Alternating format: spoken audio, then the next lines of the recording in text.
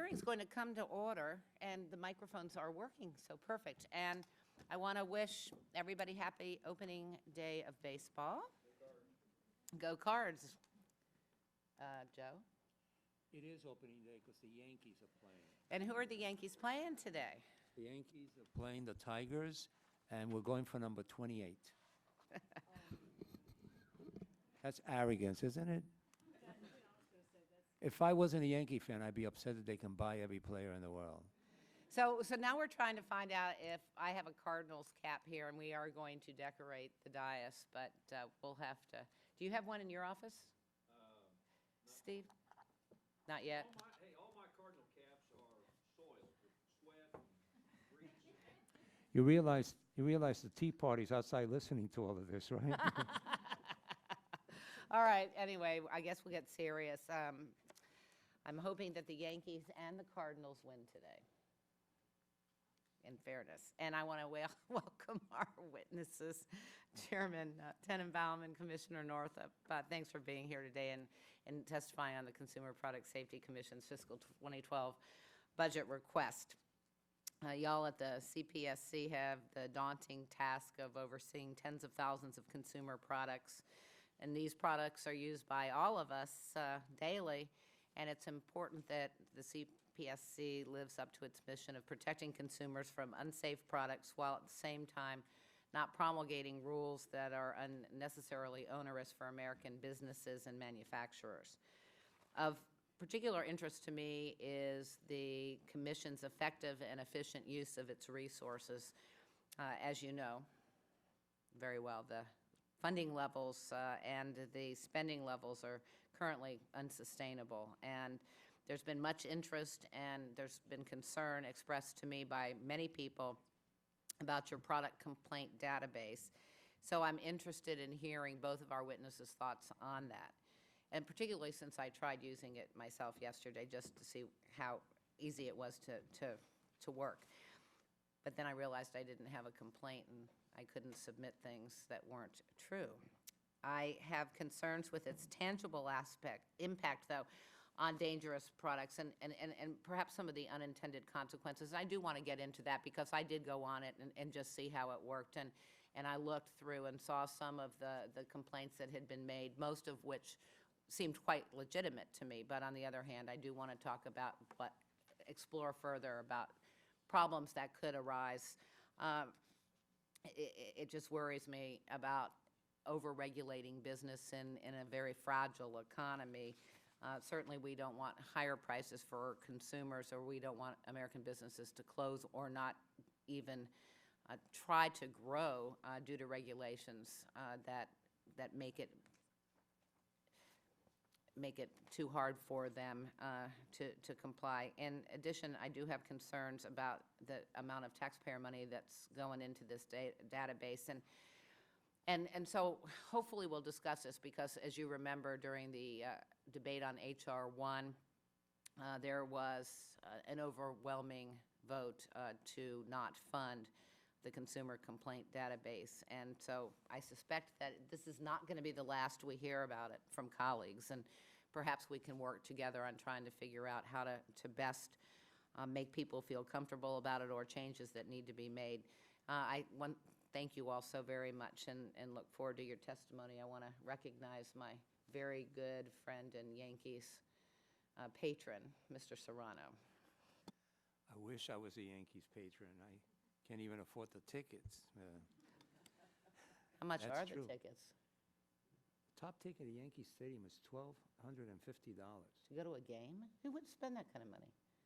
People that have to pay 28. Well, it was built with Wall Street in mind, but that's another story. That was before the crash. Don't get me going. Thank you, Madam Chair. I too would like to welcome Ines Tenenbaum, the chairwoman of the Consumer Product Safety Commission, and Commissioner Ann Northup. A colleague is always a colleague. To this hearing of the Financial Services and General Government Subcommittee. This agency has a vital role to play in all of our lives, as it is responsible for making sure that the products we use every day are safe. For fiscal year 2012, the budget request for the Consumer Product Safety Commission is $122 million. Your agency has important and ongoing responsibilities in making sure that hazardous products are recalled, imported products are safe, and that our children are protected from dangerous toys and other baby products. I am particularly interested in learning more about your ongoing efforts to implement the Consumer Product Safety Improvement Act of 2008. I'm also pleased that you have launched your new Consumer Product Safety Information Database, which will give consumers an important tool as they use or purchase new products. Finally, I look forward to discussing your efforts to address safety issues with respect to imported products.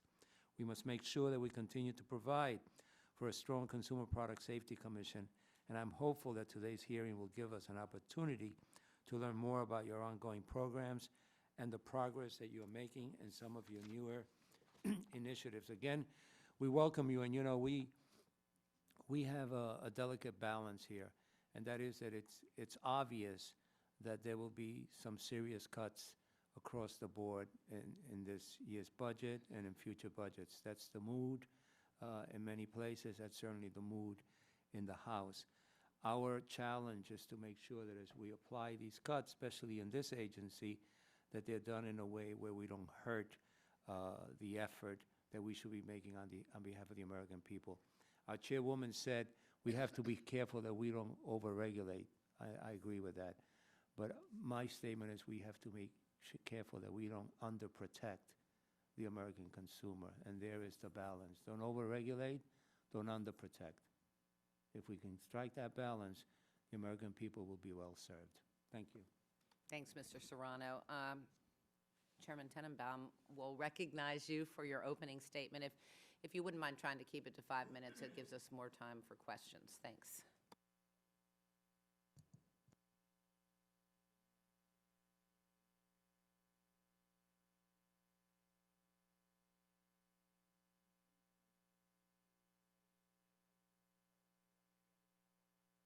Update the subcommittee on the positive changes we've made at the agency.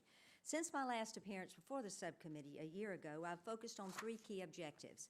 First, I worked diligently to implement the Consumer Product Safety Improvement Act, the CPSIA, and use that act's new authorities in a manner that is both highly protective of consumers and fair to industry stakeholders. On March 11th, we officially launched our new publicly available Consumer Product Safety Information Database. The database, now available at saferproducts.gov, will empower consumers with information, allowing them to quickly determine which products they already own or are considering purchases are associated with safety hazards or recalls. Second, I've focused on changing the CPSC's internal processes so that the agency is more proactive and more capable of addressing safety challenges presented by thousands of types of consumer products imported from around the world. In the last year, the Commission has unanimously adopted a 5-year strategic plan that establishes a plan to move CPSC closer to becoming the global leader in consumer product safety. We've established a new Office of Education, Global Outreach, and Small Business Ombudsman that has already begun to provide outreach to small businesses and crafters. And we've embarked on a substantial upgrade of our information technology system, which has informed the backbone of our database and our new CPSC.gov homepage. Third, I've focused on proactive prevention of consumer harms, identifying emerging hazards and keeping those products out of the stream of commerce. We've taken a number of steps to increase our surveillance of potentially harmful consumer goods by signing several information sharing agreements with Customs and Border Protection and increasing our physical presence at the ports of entry. The Commission's Safe Sleep team has also made great strides to rid the marketplace of dangerous cribs, usher in a new generation of safer cribs, and educate parents about the importance of maintaining a safe sleep environment for infants and toddlers. A key component of this was the mandatory crib safety standards, which was unanimously adopted by the Commission. In addition, the Commission staff has already worked very hard to address new hazards, such as the potential use of toxic metals in children's products and the Commission's continuing efforts to provide information and outreach to homeowners impacted by problem drywall. Overall, I am extremely proud of the Commission's talented staff and the work they do every day to create a safer consumer product marketplace for all Americans. Our proposed fiscal year 2012 budget reflects these priorities and will give the Commission the staffing and resources it needs to respond to new hazards and keep consumers safe. In fiscal year 1980, the Commission had about 100 full-time employees and an inflation-adjusted budget of over $150 million. By 2007, the Commission had fallen to 385 full-time employees and was barely able to fulfill its core mission. Full-time staff now stands at approximately 550 employees. As noted earlier, these resources allow us to staff several ports of entry and leverage cooperation and information sharing with CBP to keep dangerous products out of the country, staff our new lab facility scheduled to open in May, and test potentially dangerous products, and allow us to respond more rapidly to emerging hazards like toxic metals and problem drywall. I'm highly cognizant of the desire for fiscal restraint that has been expressed by the administration, the Congress, and the American people. Yet I believe that CPSC is dollar for dollar a great investment to the taxpaying public. There are, however, several areas of critical need that the Commission must address in fiscal year 2012 to maintain our forward progress. Accordingly, the fiscal year 2012 CPSC budget requests $122 million, a slight increase from the $118.2 million funding level the Commission is currently operating under the continuing resolution, and the $118.6 million request for fiscal year 2011. If enacted, this level would allow the agency to hire an additional 34 full-time employees to fill areas of critical needs such as rapid review of incident reports and increased deficit investigations. Defect investigations. Y'all are doing deficit investigations. These resources will allow us to continue our rebuilding efforts, improve outreach to consumers, and most importantly, prevent injuries and save lives. Madam Chairman, Ranking Member Serrano, Mr. Womack, thank you for inviting me today to provide testimony before the subcommittee and for your support of the CPSC. And I'd like to share with you,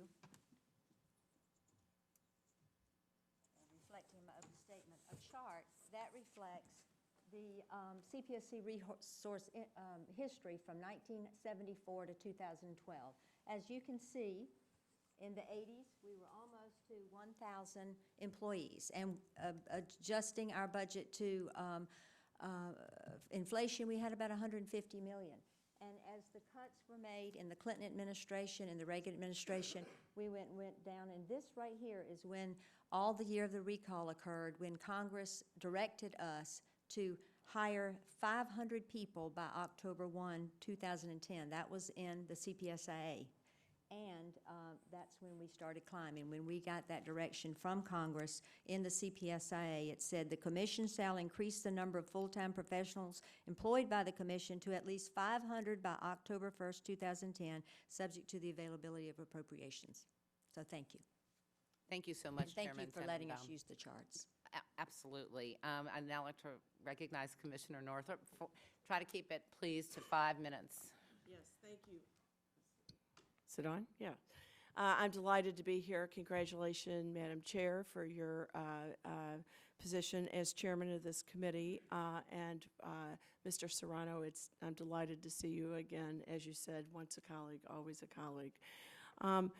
This is an opportunity to come before you and share some of the perspectives that I have since being a commissioner at the Consumer Product Safety Commission since August of 2009. I appreciate the challenge of this committee to fund essential services and the trade-offs that occur even in the best of years. There were trade-offs that always had to be made. And it's with that in mind that I come before you today. As our chair said, we have grown from 80 million to 118 million since 2008. We have gone from 385 employees to 549. And if we complete our hiring for this year, our targets, and we get the increase that we're requesting, we will be at 600 by the end of the 2012 fiscal year. With that in mind, I wish I could tell you that all of this money has been spent, has been a good investment. Certainly, our chair has done a wonderful job at reaching out and looking for better ways and new ways to accomplish what the CPSC is required to do. However, the overwhelming amount of time, energy, and money is being spent on implementing the CPSIA. And while the CPSIA had important new good safety requirements that it put in place, some of what we spend our time on and much of what businesses have been required to do have absolutely nothing to do with risk. There was never an assessment made that what we were preventing was risky to children in the first place, nor is a lot of the requirements in order to comply with the law based on risk. However, we get weekly, sometimes daily, information from associations, from individual businesses, from people all across this country that tell us about the fact that they have closed their business or they have left the child products area of their business. The number of small businesses that we put out of business has to be in the hundreds. It was estimated by our agency back in 2009 that the cost of businesses is in the billions of dollars. And when you hear these stories individually, people that come and talk about businesses that they have grown, where they have hired people, the ideas they had, and they're simply unable to comply with this law. And so they are leaving, they're leaving many of them trying to sell to a larger company because they just simply can't absorb the costs and the overhead that it's added. It's really been very sad. I hope we'll have a chance to talk about some of the challenges that they have. But I can tell you on the market that besides the loss of jobs, the loss of businesses, particularly in this country because small businesses are the ones that have the biggest problems. The biggest companies that make toys don't make any of them here in this country. They make them in China. They make such a large number that they are at least more able to spread the cost of complying with this law over many more products. But it's also the cost in the marketplace, the number of toys and products that are no longer being sold in this country. We used to have the most vibrant market. Now there are websites to which you can go where they say not sold in the United States. Whole companies, Swedish company, a German company that are no longer selling any of their toys in our market, ones that were very popular with parents. There's also people that sell to small markets, to our schools, small number of products that say they simply cannot abide by all of the responsibilities of this act. If it were related to risk, of course, I would strongly endorse these regulations, but in many cases, risk is not even something that we are allowed to consider. I'm here to ask you to do two things as the Appropriations Committee where I think you could make a big difference. The first is simply do not let third-party testing and certification go into effect. To the chairman's credit, she endorsed delaying the implementation of that until December. But businesses tell us that that is a staggering cost to them, not only the cost to do third-party testing, but also to certify and to track every single component of every single good and the certification number and label every single product so that that cohort of information is available is a staggering cost, and it's unnecessary. The chairman's, in my opinion, has been so creative in establishing much better border procedures, but ways to intercept volatile products, ways to test in a more efficient way. We have companies, it is not the same world as 2007. The companies that were volatile have all come in and told us about the new production oversight. Companies that have responded to us have all talked about their ISO labs that are inside their production facilities all over the world today. And so they themselves, because of the cost of the penalties that increased, the chance of a class action lawsuit. Mattel settled the class action lawsuit because of their toys for $14 million. And so the need to avoid those sort of costs, the ability to intercept volatile products here, we do not need the old style command and control formula that was in that bill that is going to stagger the products that fall under this regime. And finally, I know we'll talk about this more, I beg you to stop the funding of our database. It is a database right now. There are 12 of our top people in our agency, everybody from the general counsel, her top assistant, the person in charge of compliance, their top people meet every day, Tuesday, Wednesday, and Thursday at 8 o'clock in the morning to incident by incident go over every single one of these. And it is those group teams that you will be funding in the additional requests that is just counterproductive, both in terms of fairness to our businesses, fairness to the public, and giving accurate information to the public, which is the only reason Congress stated for the database. So those two things, defunding, would, I think, not only create a better agency, but also be a better expenditure of your money. Thank you. Thank you so much, Commissioner Northup. I want to welcome Mr. Diaz-Balart, the Vice Chair of our committee today. Chairman Tenenbaum, can you do me a favor and have somebody hold that chart up again that you just showed me before, or showed us before, pardon me? And is that, These are full-time equivalents. okay, do you have budget numbers? Do you have? It was 150, but that's what the equivalent was. But Okay. it was something like, I can give you that budget number. We had 978 FTEs right here. Okay. And then in 2007, when we had the year of the recall, which prompted the CPSIA, we had 393 workers. And that's why in the CPSIA, the language was put in that we had to hire 500 by October 1st, 2010. Right. You know, here's what's interesting to me, and now that I think about it, how is it that we ever arrived at y'all having to hire 500 people? I mean, how would we have known how many people you had to hire? Do you recall? I was not here I know you during weren't that, but I think they looked at the agency, and the second part of that law said, ports of entry overseas inspections. As part of the 500 full-time employees required by paragraph 1, the commission shall hire personnel to be assigned to duty stations at United States ports of entry or to inspect overseas manufacturing facilities. They envision that we go to Right. China, subject to the availability of appropriations. And one of the things that's so interesting, and it affirms what Commissioner Northup just said, is here are our imports. As you can see, the red line represents China and Hong Kong. So it starts off in 2000 at roughly just under 100 million. Right. And now it peaked, this is before the recession, it peaks in 2000. But look at that, 80% of all the toys that are imported in the United States come out of China.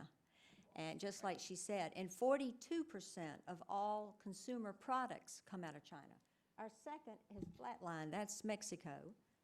Canada is the green, and then you have Japan and Korea. But China, and we've both made visits to China, and I'm glad to tell you, we opened up our first overseas office in China, and Ambassador Huntsman allowed us to be in the building right next to his residence. In fact, every time I go to China, he's always met with me personally at the residence because it's so important for him to keep up with our issues.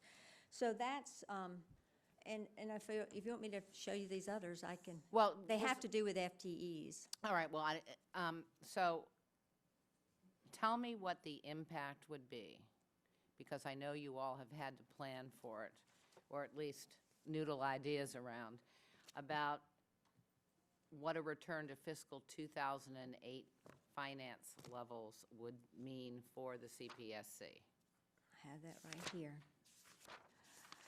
If we go back to 2008, which it would put us back at 80 million, and it would be a 32% reduction. We would have to furlough staff for 92 days, or 4 out of the last 6 months of the year, effectively shutting down the agency. We would have to have only available 340 FTEs versus the 576 that was planned for 2011. A strict hiring freeze would prevent filling critical vacancies. We would also have to not do our nanotechnology project. We would be stopped from implementing the CPSIA in terms of the nursery equipment rules that we're supposed to write. we would be stopped from, we would have to close the Beijing office. We would have to stop our hotline. Consumers can call and tell us about their experiences. The Virginia Graham Baker Pool and Spa Safety Act, which is about swimming and drowning prevention, would be cut. And we would have to slow down our modernization of our technology overhaul at our agency. Okay, thanks. Ms. Northrup, how would you address those two questions? First, obviously the FTE question, but secondly, going back to 2008. First of all, Madam Chair, I guess I have to ask for a clarification. I thought that the law said we were to go to 500 by 2013, not by 2010. It was 2010. Was it 2010? All right, Somebody could just we clarify clear? that. That may have been, It was 2010. in any event, we are, of course, approaching 600 employees. And I would just say that I think you see what happens when you have a very complex bill and you have to implement it, and it has a lot of regulations. The regulations are horrendous. Any business, just about any small business, when we talk about the ombudsman is primarily dealing with micro businesses, with crafters, with people that are one-person businesses. If you are a small business, you're going to have to hire a lawyer to make sure you comply with all the new regulations that we have written. I would just point out that when we were at the low point, that is when the recalls happened, and that, in a sense, you could make the argument the system worked. They caught the toys coming in. The agency was able to do a sweep of all toys, and while it is true that there were somewhere, I think, in the area of 78 toys that were recalled, it means that there were thousands upon thousands that complied with all the paint specifications. And so we were able to do that, and to implement a system, we assessed very serious penalties for those companies that broke the law. Mattel was the leading one. They paid about a $1.5 million, I think, maybe $1.8 million, but they also settled a class action lawsuit for $14 million. And there's no evidence that any child was hurt by those products. Obviously, lead in paint is dangerous, unlike lead in handlebars, I might point out, of a bike or a pedal or the other things where the law went way beyond what was risky. But the law worked, and we did catch those toys, and they were removed from the market, and the companies were penalized, and that is what set into motion these companies establishing far more oversight over their plants in other countries, putting in in-plant labs. So, you know, you could make the argument that the CPS, that being out of compliance in 2007 with 380 employees, that the system did work. I have a correction to make. Commissioner Northrup's right, it was 2013. The 500. Yeah, my notes say 2010, but it is 2013. Thank you. Okay, So thank you we're so already 100 over that. We're going to be 100 over that if you fully fund this, and we're still a year out from 2013. So the bureaucracy that is growing, it's staggering. Okay, I'm going to turn it over to you, Mr. Serrano, and we have lots of questions, and I got to let my colleagues have their shot, too. Thanks. As far, Chairman Tenenbaum, of the implementation of the Consumer Product Safety Improvement Act, we're talking about numbers, but how are you working to educate manufacturers and retailers about their new responsibilities under the law? And also with regard to the Improvement Act, since the Commission has delayed until 2011 its enforcement of testing and certification requirements for many children's products, how can consumers be assured that the law is being followed and that children's products are safe? So it's, you know, what are you telling the business community about this, and what are we doing about the children's products? Okay, thank you, Mr. Serrano. We have held workshops for the business community as early as 2008. Before I came to the commission, the staff pulled together all stakeholders to teach them about the CPSIA and what the requirements are. We also have made a new Office of Education, Global Outreach, and Small Business Ombudsman. For almost 20 years, we've had a small business ombudsman at the CPSC, but it was only part-time. And Commissioner Nord and I talked, and she said, you know, we really need to go full-time again to a small business ombudsman. So we've worked, we have a wonderful young attorney who is working with small businesses, taking the Plain English Act and writing summaries of our regulations, frequently asked questions to work with the business community. We frequently go to trade shows. We work with the major manufacturers. I go on tours.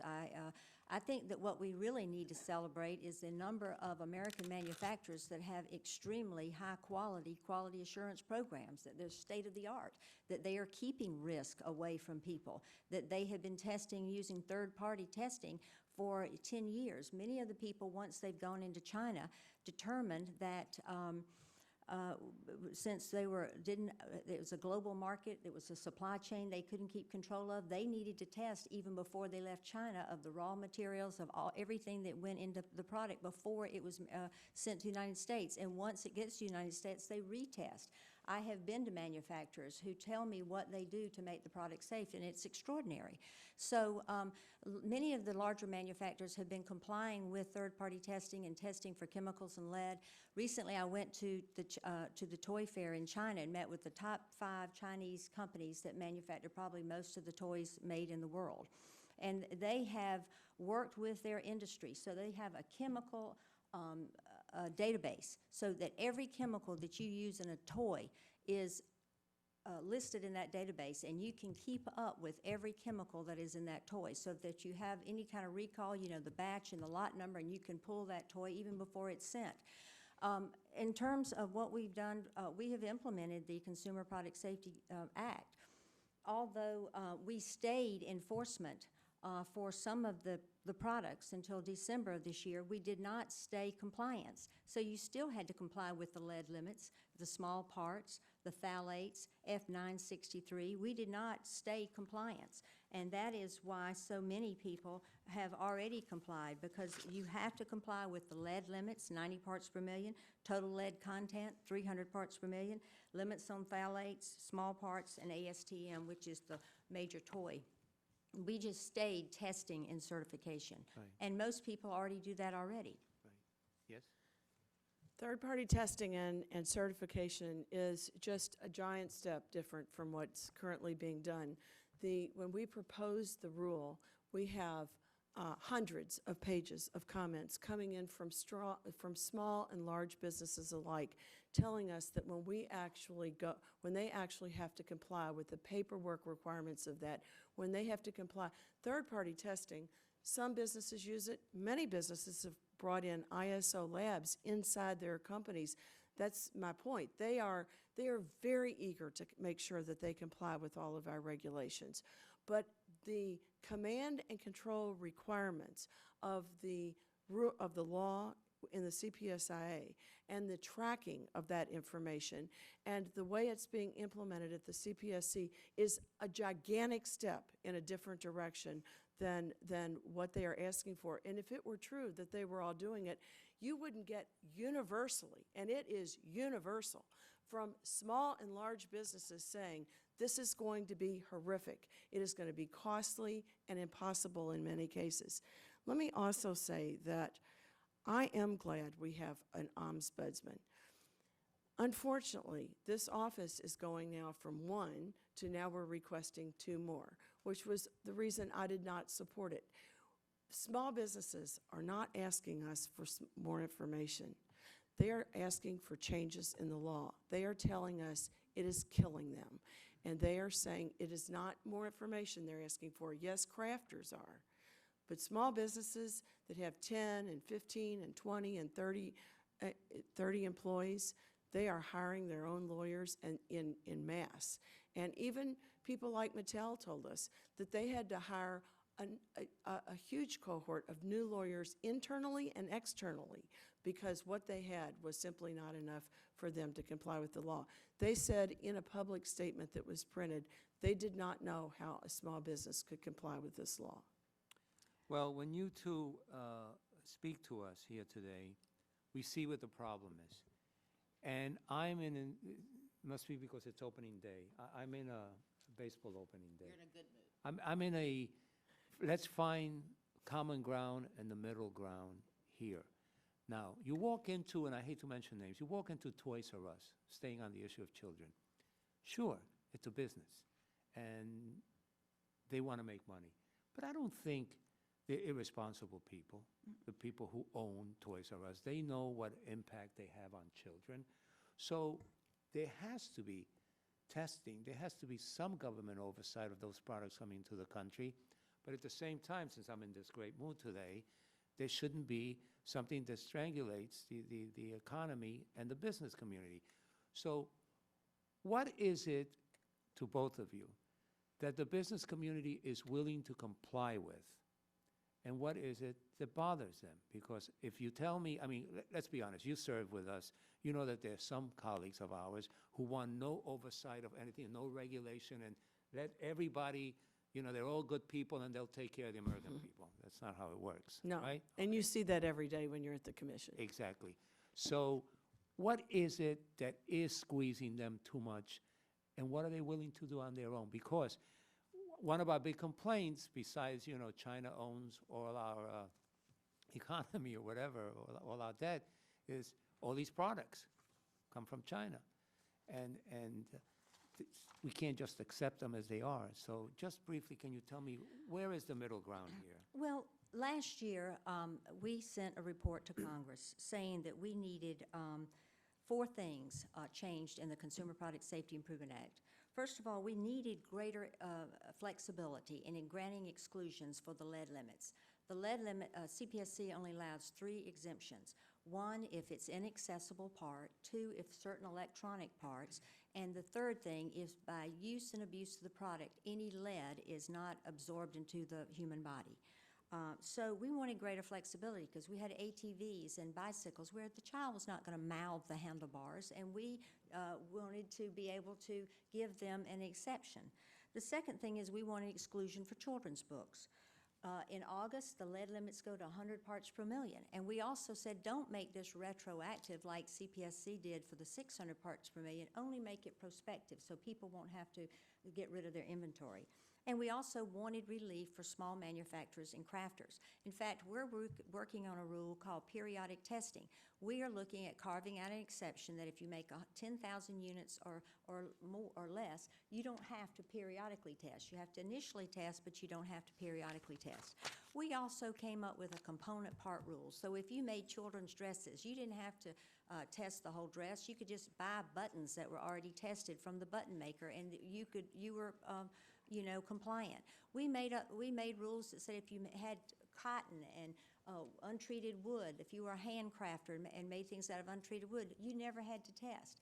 So those were the things we've done to be creative to let people out. But the common ground is that we need flexibility. But to do away with third-party testing really goes against what I have seen in the marketplace. And I think it's to whom you speak. I went to see a major children's clothing manufacturer, and they told me just 2 weeks ago that when they started manufacturing in China 10 years ago, they started doing third-party testing because they want to make sure they met the flammability and that they did not contain toxic metals. Madam Chair, I don't want to go over my time, but I would like the Commissioner to comment because she did say,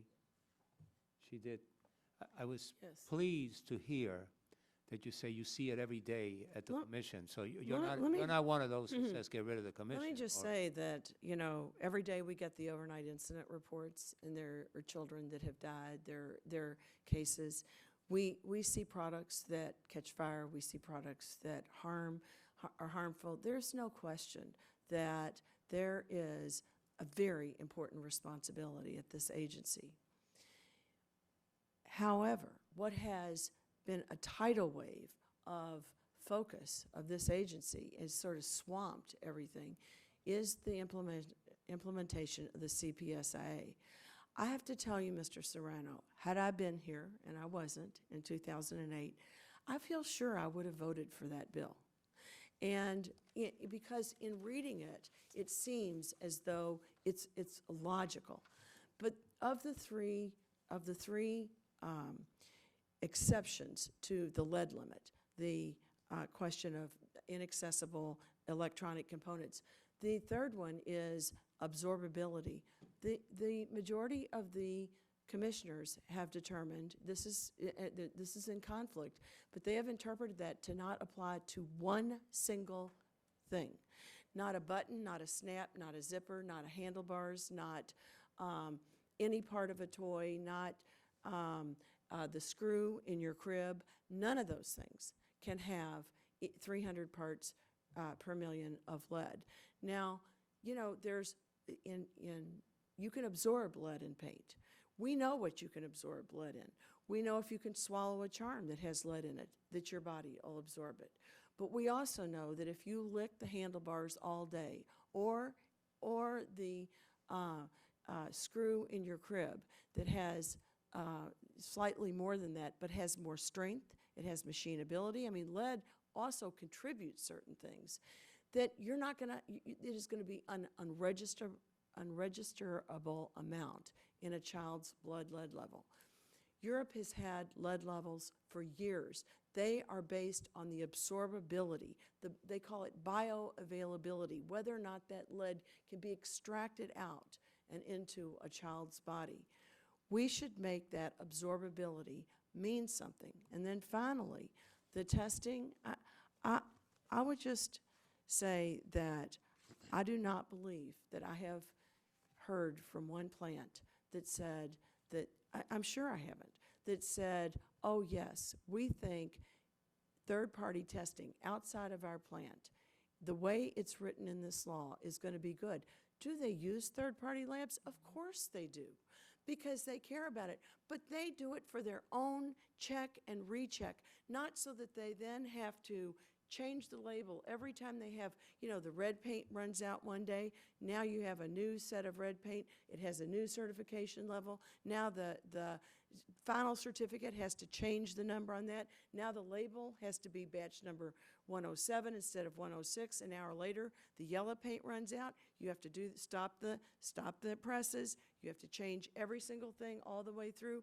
The next minute, the snaps run out. You have a new batch of snaps. You have a new lot number, so you have a new certificate number. All of that has to be reflected in the label. This is chaotic. And, you know, Ashley Furniture came in and told us they had spent $14 million on third-party testing and setting up a system by which they could track all the layers on a piece of furniture and everything. Not one single component of this furniture violated the lead limit. They were in compliance. They still didn't know how, once we applied this, once we put in testing and third-party testing in, that they were going to be able to comply. So you got no benefit in safety and $13 or $14 million of cost. Right. Thank you, Madam Chair, for allowing me to go over my time, but it's been quite a while since I've heard this kind of very direct testimony. No, and it's excellent. So And it's informative. very helpful, Yes. very helpful for us. Thank you. Mr. Womack. Wow. Where do I begin? I was a mayor for 12 years, and I spent a great deal of my time fighting my own bureaucracy. And it has been my experience that when you hire a bunch more people, that those people start trying to justify their existence. And so my first question is, when the law was passed that pegged 500 as the number of people that you, where did we get that number? How did we all of a sudden decide 500 employees is the magic number? Well, I'll show you two things that probably prompted Congress to do that. The blue line are the full-time equivalents. As you can see, in 2004, we were a little over 500. And then in 2005, we were at 500, then we dipped. And this right in here was the year of the recall. If you look here at the number of recalls, they spiked. They spiked at a little around 2008, which was the 2007. So what Congress, in looking at this data, determined is with the less people you have, doing port surveillance, working in China to make sure manufacturers understand our regulations, the more recalls you're going to have. Recalling costs money for manufacturers. Do you have a chart that shows the competency level of those employees? We hire people who are competent, and we hire really good people. I'll give you that. I'm sure you do on paper. The point I'm making is, can we just simply conclude, based on a numerical chart, that the spike in recalls was directly related to the fact that we had fewer number of people? Yes, we only had 393 people, and we did not even have enough people. We had 5 people at the ports. Now we have 19 people at the ports. We're working at with Customs and at 19 people at 15 ports. We work with Customs and Border Patrol. We were the first agency to sign a memorandum of agreement with them. We get all the pre-arrival manifest data. We go through all of that data, and we target now shipments, and before they're even unloaded, of either fireworks, electrical products, we pull them so they don't get on the store shelves. Well, Madam Chairman, everywhere I go in my district, and look, I've got a major retailer that is in my backyard, a small 5 and dime named Walmart, and sell a lot of toys. Everywhere I go in my district, I hear people telling me about pushing jobs overseas, moving jobs overseas. Is it possible that maybe part of our problem is that we continue, the reason we have so many imports now of toys is that our tax policy, our government bureaucracy, which your agency is included in, is so big, reaching so much into the private sector that there might be some other quantifiable data that might yield a different conclusion about pegging a number at 500 and maybe allow us an opportunity. I'm just using that as a thought process because it always bothers me when somebody says, golly, we're in trouble, we need more people. Well, here's the other thing. I've been in plants in China, and people in China make $1.50 an hour. They live in dormitories, and they may or may not get food in those dormitories, and they also don't have air conditioning in some of the dormitories. So if you look at textiles, my state, South Carolina, was a major textile state, and now textiles and toys have moved. In the chart I showed you, 80% of all the toys coming into the United States come from China, 42% of all the consumer products come from China, and they make $1.50 an hour. Here's another thing that Congress looked at when they passed the CPSIA. Here are the number of investigations, and you can see in 2003 we were over 50,000 investigations, and we had dropped to below 30,000 by 2009. Here were the number of projected incidents, and this is before we even implemented the database, the public database that people have been talking about. So we are able to only investigate about 10% of all the claims of injury that consumers send us, 10%.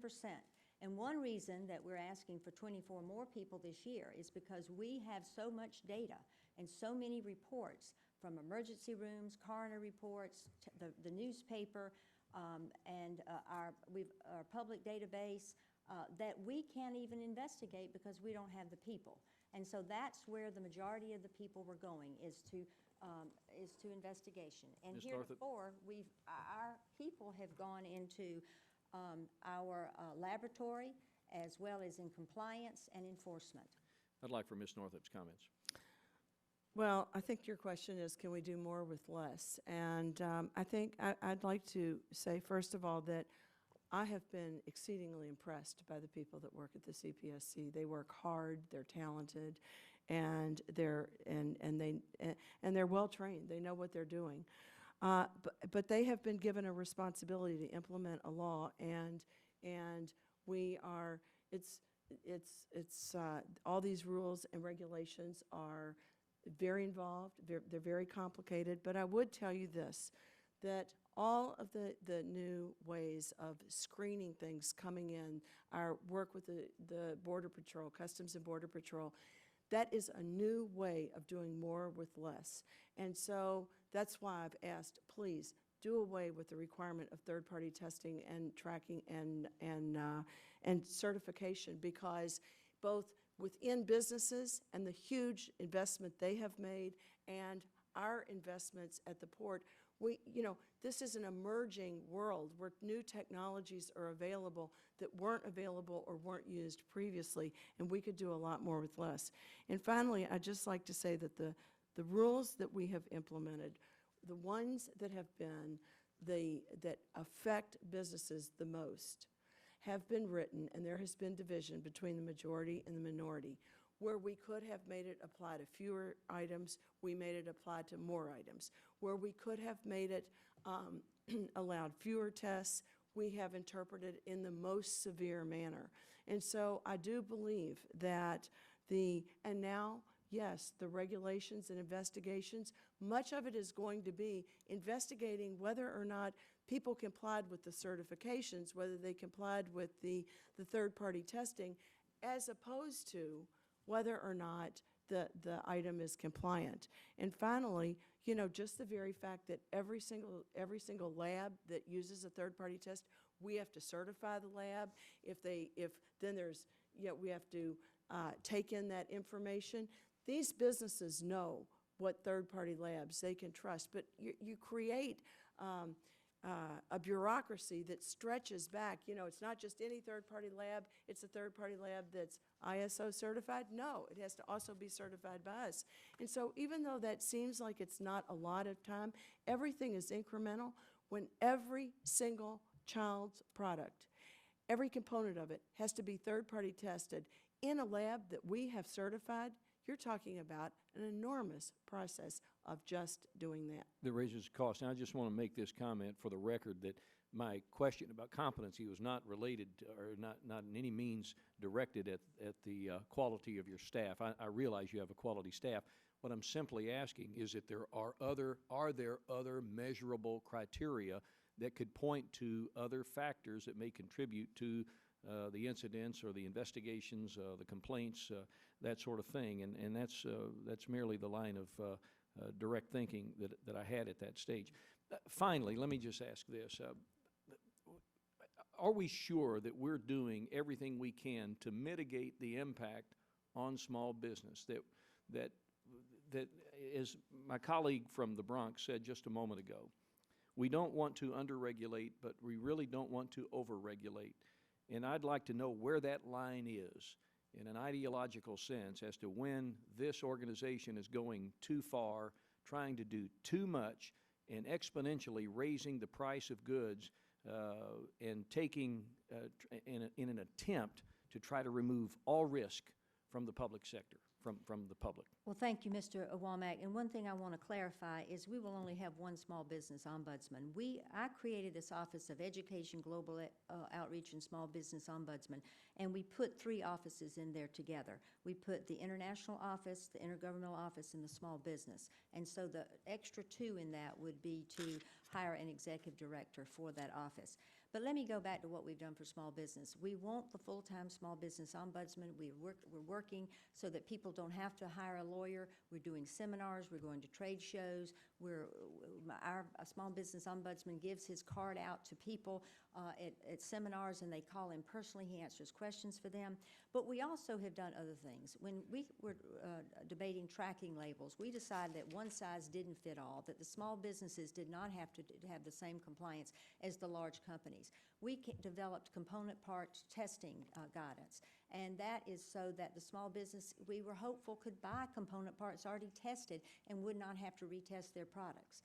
The third thing we did was determinations, that if you were a small business and you were making children's clothing or small handmade toys, that there were certain materials that never had to be tested, like untreated wood and textiles, gemstones. So those are the kinds of things that we look at.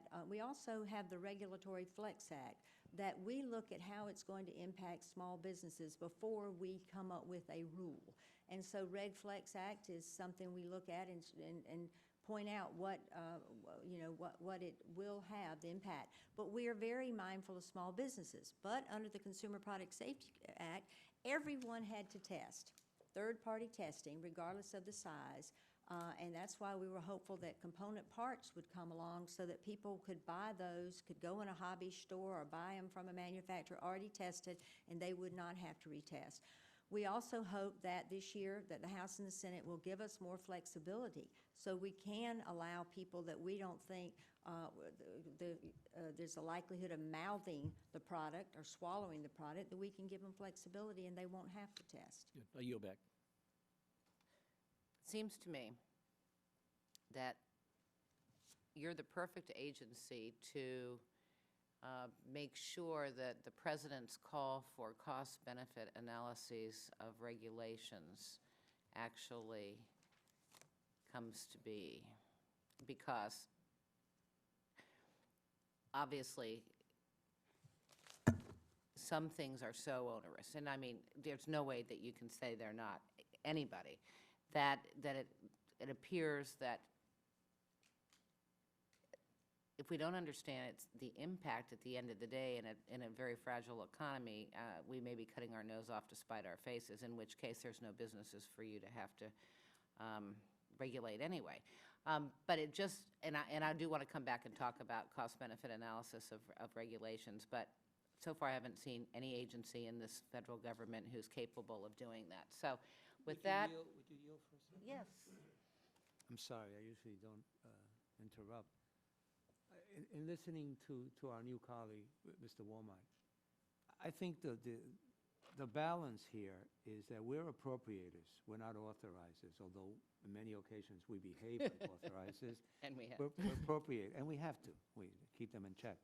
This is a law that's in place already. The question is, do we fund it, and to what extent we fund it? And that's the balance, because if we get back to 2007, and you see people, kids actually being hurt because maybe we didn't fully fund it or fund it to a point where it could function, then that's not on the authorizers. They passed that law. It's on us. That's the delicate balance that we have to reach. So we don't overregulate, but as I said, don't underprotect, and that's the challenge. Which I think feeds it directly into Madam Chairwoman's request that a cost-benefit analysis probably fits this agency as well as any in government. Absolutely. Well, and thank you all. So with that, it's time for Mr. Diaz-Balart. Of the Florida Marlins. Who did beat the Yankees, if I recall, a few years ago in the World Series. My memory is not very good, but didn't that happen recently? I think that was your moment of glory. Madam Chairman, you see how he can't admit it. He just, it hurts him to admit it. It hurts him to admit All it. right, it hurts me, it hurts me. Thank you, Madam Chairwoman. It's good to see the both of you. You know, if I may, I have some questions on Chinese drywall. Mr. Warmark really kind of piqued my curiosity. So if that's all right, I'd like to submit those, the ones on Chinese drywall for the in writing later on, because I do want to get back to what our colleague was asking. One of the things that we have to be very careful in government not to do is get stuck with that kind of weird logic of, since, cheese is round and the moon is round, so therefore the moon must be made of cheese. And I think sometimes when you look at these charts, it's not always the case, but sometimes we do get stuck in that syndrome about, oh, well, if, we had a spike and we only had 300 people, so if we had 500 people, we wouldn't have a spike. I mean, how much of it is it just because of the products that all of a sudden are manufactured differently because of technology, because whatever? And again, so we just need to be very careful about that. And I think that's why, if I may kind of follow up on my colleague's line of questioning. By the way, before I do that, when was the hotline created? The hotline we've had the hotline for years. It's the publicly searchable database that was mandated that we created under the CPSIA in 2008, so we just launched it in March. Yeah, because, Madam Chair, when you mentioned about the things that you would have to get rid of or cut if we went back to 2008, you mentioned the hotline. Mm-hmm. But it was there before. It was there in 2008, so why all of a sudden, if you could do it in 2008, and it was there before 2008, when we had less money, more money, I'm not quite sure, why you would have to. Because what we're trying to do is increase the number of investigations and increase our rate of compliance and investigations that we're able to do. And so the hotline, when we are asked to make cuts, we look at what are some items that are discrete that we can cut. And so that was one of the things that would have to be cut. The fact that we had more money also allowed us to spend the $5 million that we've done on the drywall investigation, which is the most expensive inquiry and investigation we've ever done in the history of the commission. Okay, let me go back again, going back to what Mr. Womack started talking about. Do you have, we've heard a lot about some of the issues that may be onerous to business. Specifically, what are the things that you are doing that actually is helping business being more competitive? Because obviously with technology and everything else, there have got to be areas where now you all can look at ways to be less onerous, less expensive to business, that you can go to them and say, hey, look, you know, right now you're required to do A, B, and C. Let me show you a way that you can do that where you can reach the same level of safety without having to go through the expenses. Are there some specific recommendations like that that you all are going to the private sector on, saying, you know, here's where you can be, where we can help you streamline, that you don't have to do certain things that you were doing before because technology has changed? I mean, what are some of the specifics that you're doing in order to help a business be more competitive? When I looked at that chart of the number of Chinese toys, again, now I'm going to, you know, going back to the same analysis, one of the things that really kind of frightened me was the fact that there was at one time in our history when we manufactured a lot of those toys. There are a lot of reasons why. Clearly, the labor cost is one of them, but if labor cost was the only issue, we wouldn't be doing anything in this country, because the labor costs are a lot less expensive in a lot of places, and yet we're still competitive in a number of different areas.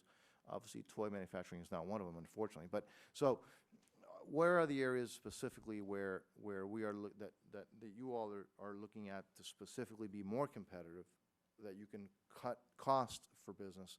Some specific areas like that you're bringing forward. Well, education is a service that we can provide that businesses tell me helps them tremendously.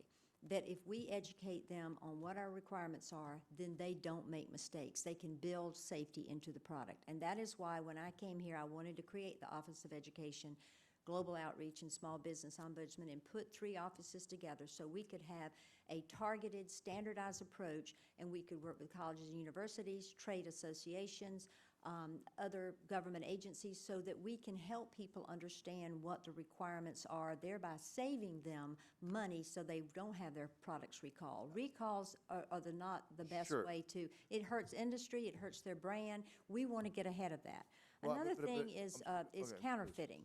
We get complaints on counterfeiting. The largest problem in counterfeiting in China that we find are electrical products. And so the good people want us to catch the counterfeiters, and we constantly are working with AQ, SIQ, letting them know when we find counterfeiters. Another thing we have is called the 15J rule, which means if it is a standard that the industry is complying with and it is visible to the eye, we can then stop products that aren't compliant, so that the good people and the compliant people get to sell their products. We've done this on drawstrings, hair dryers, you know, the bulb on the end of the hair dryer that is a circuit breaker. If we see one coming in the country that doesn't have that, we stop that at the port. So one way that we help industry is help the compliant ones have their share of the market and remove the people who don't comply. And the other day, Diane Sawyer did a piece where she went into a home and took out all the furniture that was made in China and replaced it with furniture made in the United States. And you know, the cost was essentially the same. I'm going down next week for 2 days in North Carolina to go to the furniture market.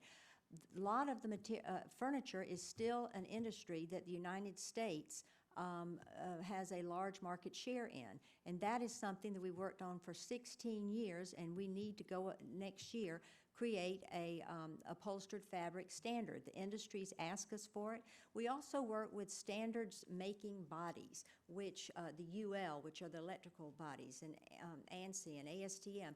We work with them when we see something not working, and then they by working with industry on these committees, we come up with a standard that improves the product and reduces everyone else's risk, and those are voluntary Let standards. me see if I can give the Commissioner, Congresswoman, a Thank you. shot at that, too. Are there areas of? Well, first of all, let me just say that there is nobody that wants recalls less than every business, and that is why they are more efficient and better at putting in prevention ways to test their own things internally, ways to make sure that they're in compliance. They have people that are, I mean, for us to be trying without manufacturing experience, being in the plant, knowing what's going on, I mean, it's impossible that we could ever provide the sort of expertise that businesses are able to hire and provide for their own businesses. You know, in the rulemaking, there were times when, you know, first of all, the rule itself, the law itself said that absorbability would be one of the exclusions if you couldn't absorb lead. It is, if that had actually meant something, and I presume when you passed it in Congress, you meant for it to mean something, much of our problems would not exist today.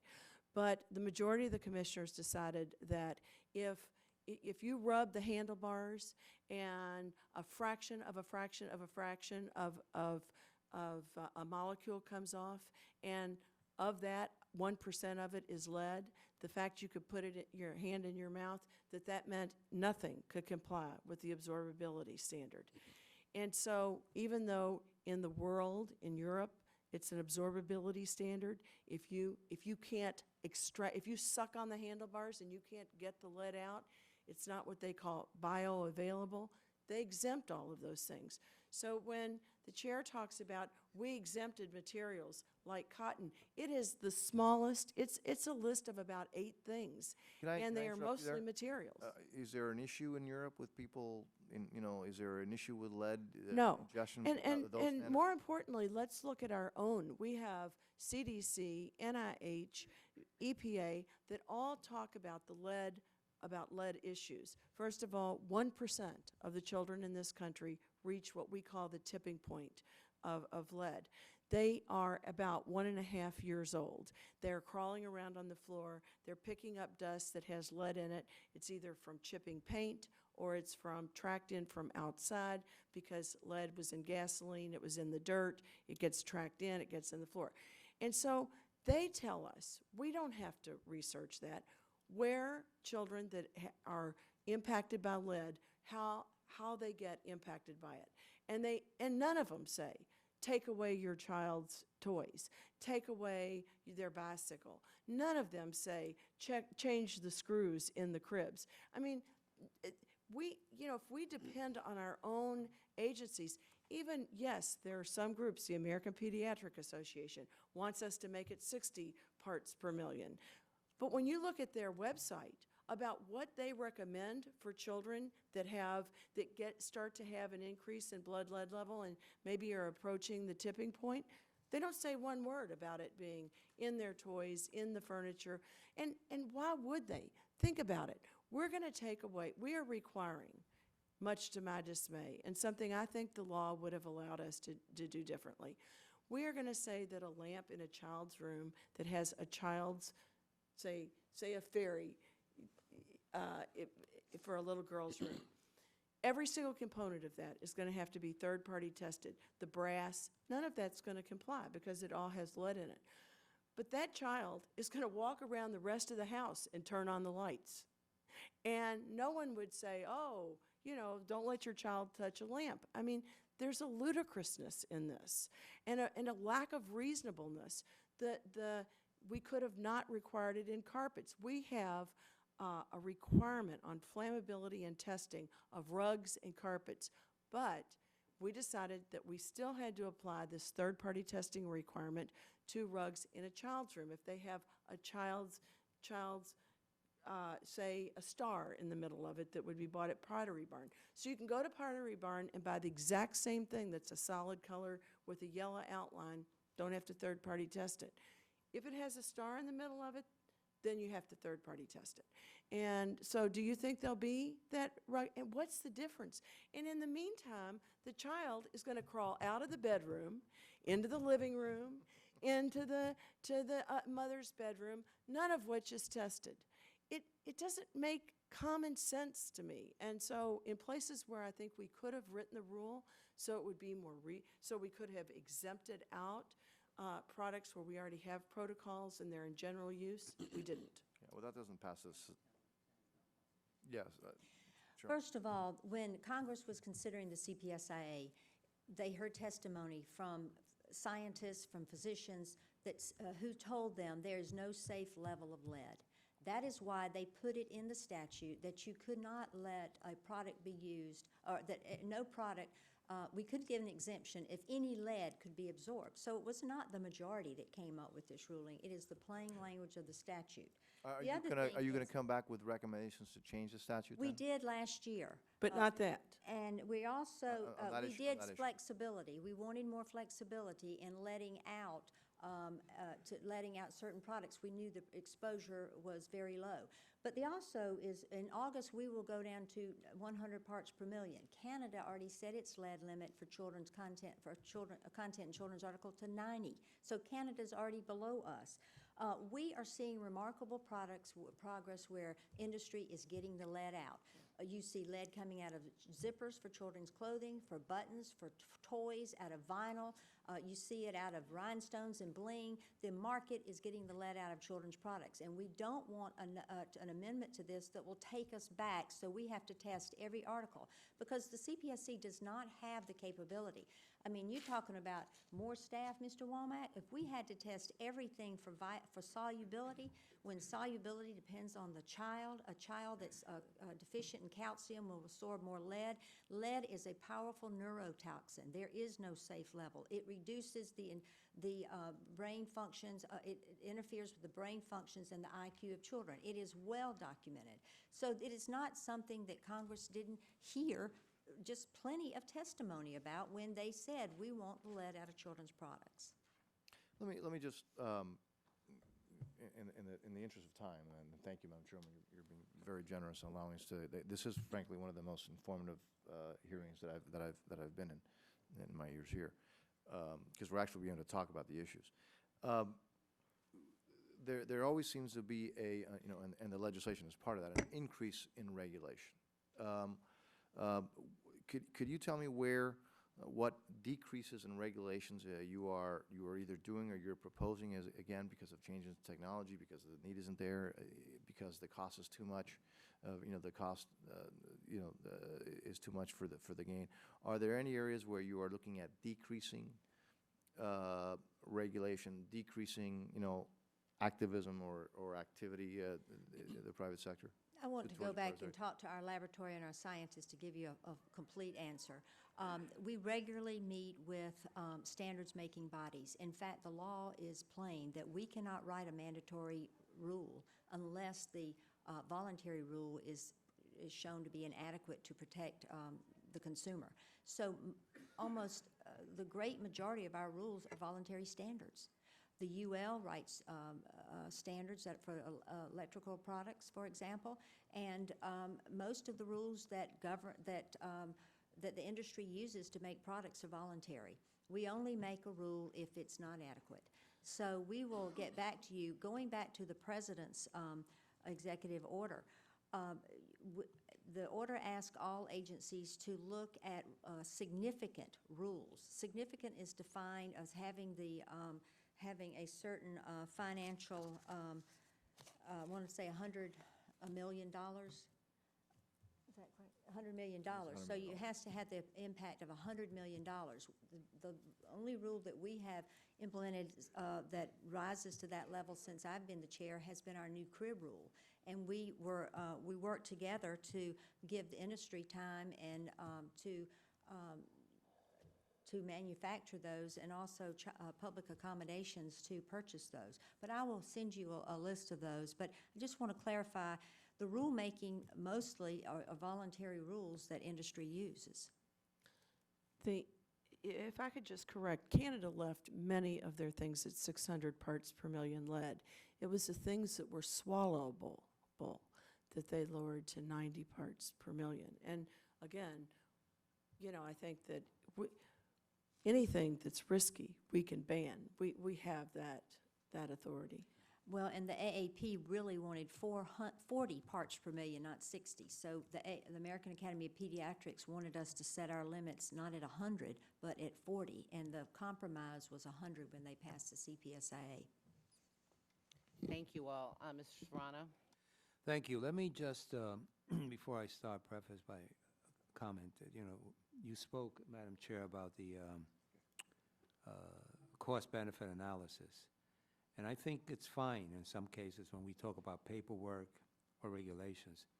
But cost-benefit analysis can never be acceptable in terms of child's life or safety. And I think that's where we have to be careful, that when we cut, when we study how much we're spending, it can never be at the risk of having a child, or any person, but certainly a child who was the most affected in 2007. So that's important. Which brings me to the question of the new product testing lab. Is slated to open very soon compared to the CPSC's current laboratory. How will the new one enhance the work, and how will consumers ultimately benefit? Thank you, Mr. Serrano. Our lab opens in May, and we would like for all of you to visit the lab and with your staff if you so choose.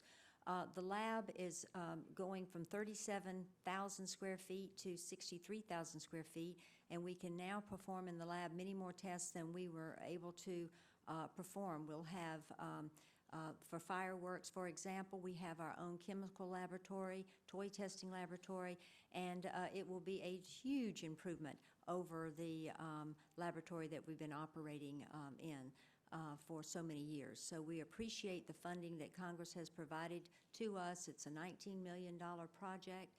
We purchased a used building that was already built for a lab and remodeled it to fit our needs, and we hope that you'll come out and see it. It's in Rockville, Maryland. Thank you. And that will launch when? In May, you said? May of this year, and we'd love for you all to come out for the, That would be a good field trip. I think we should do Yes. that. yes, please do. We can bring some Republican items, some Democrat items, have them tested.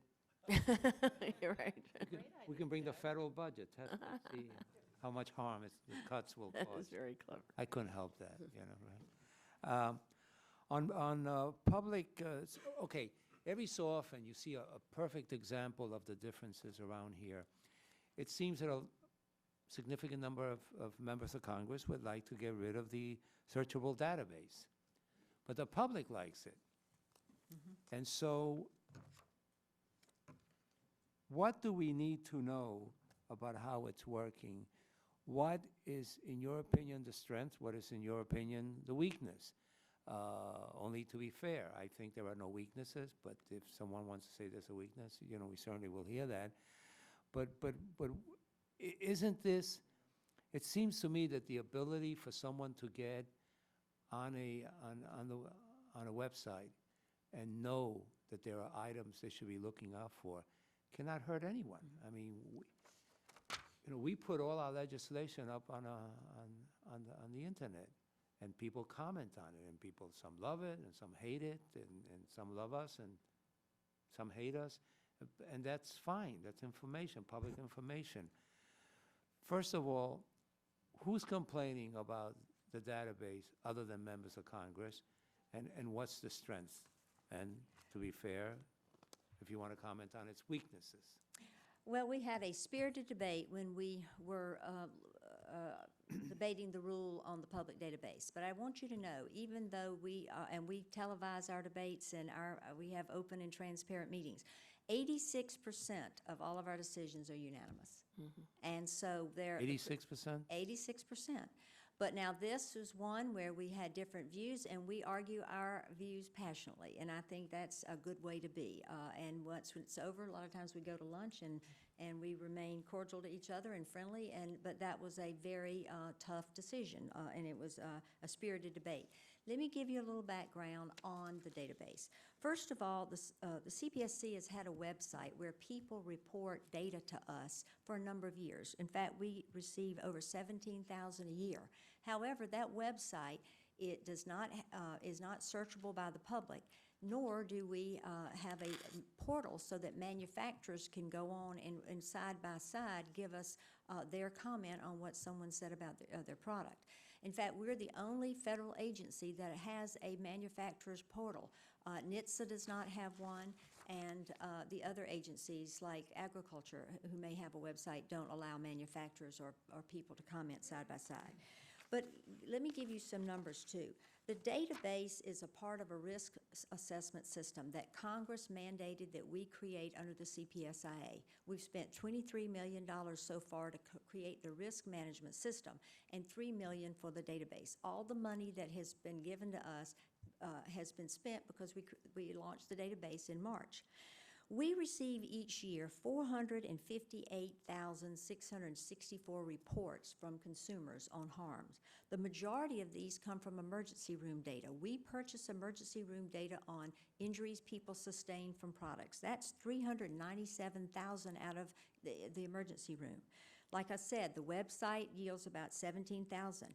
We collect mortality data. We get 8,000 death certificates, 550 medical examiners' reports or coroner's reports. We look at the newspaper every day. Commissioner Northup said about the daily reports. We find out through the newspaper who has drowned or who died because of a product, and that's 6,554. We also get about 163, a little over 163,000 reports on the hotline, but only 5,531 are actually reports of harm from a product. A lot of people just call and ask us questions. You know, retailers such as Walmart, Target, Sears, Home Depot, Amazon, we get about 23,000 reports from them because we've got a retailers reporting program. If they've got a problem, they call us and let us know immediately. Then we also have under a substantial product injury hazard under Section 15 of our statute. If the manufacturer knows or the importer knows that their product has a defect, they have to call us. So we get thousands of reports, about 20,000 reports from them each year.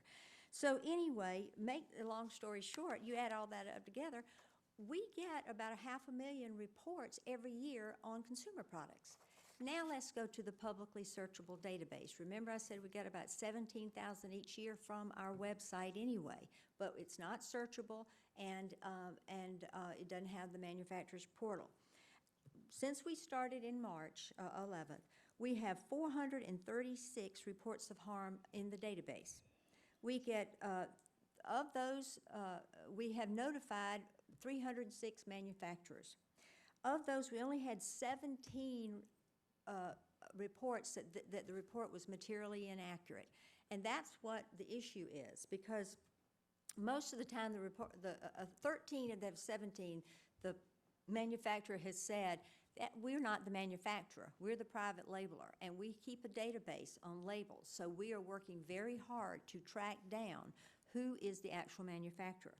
And one thing that Commissioner Northup said was every 3 days a week, our attorneys and everyone sit down to go over this data. The reason they scrub it so hard is they're making decisions now that will be our policy in terms of will we allow it on the database or will we not. We have 2,368 manufacturers who've registered, 2,368.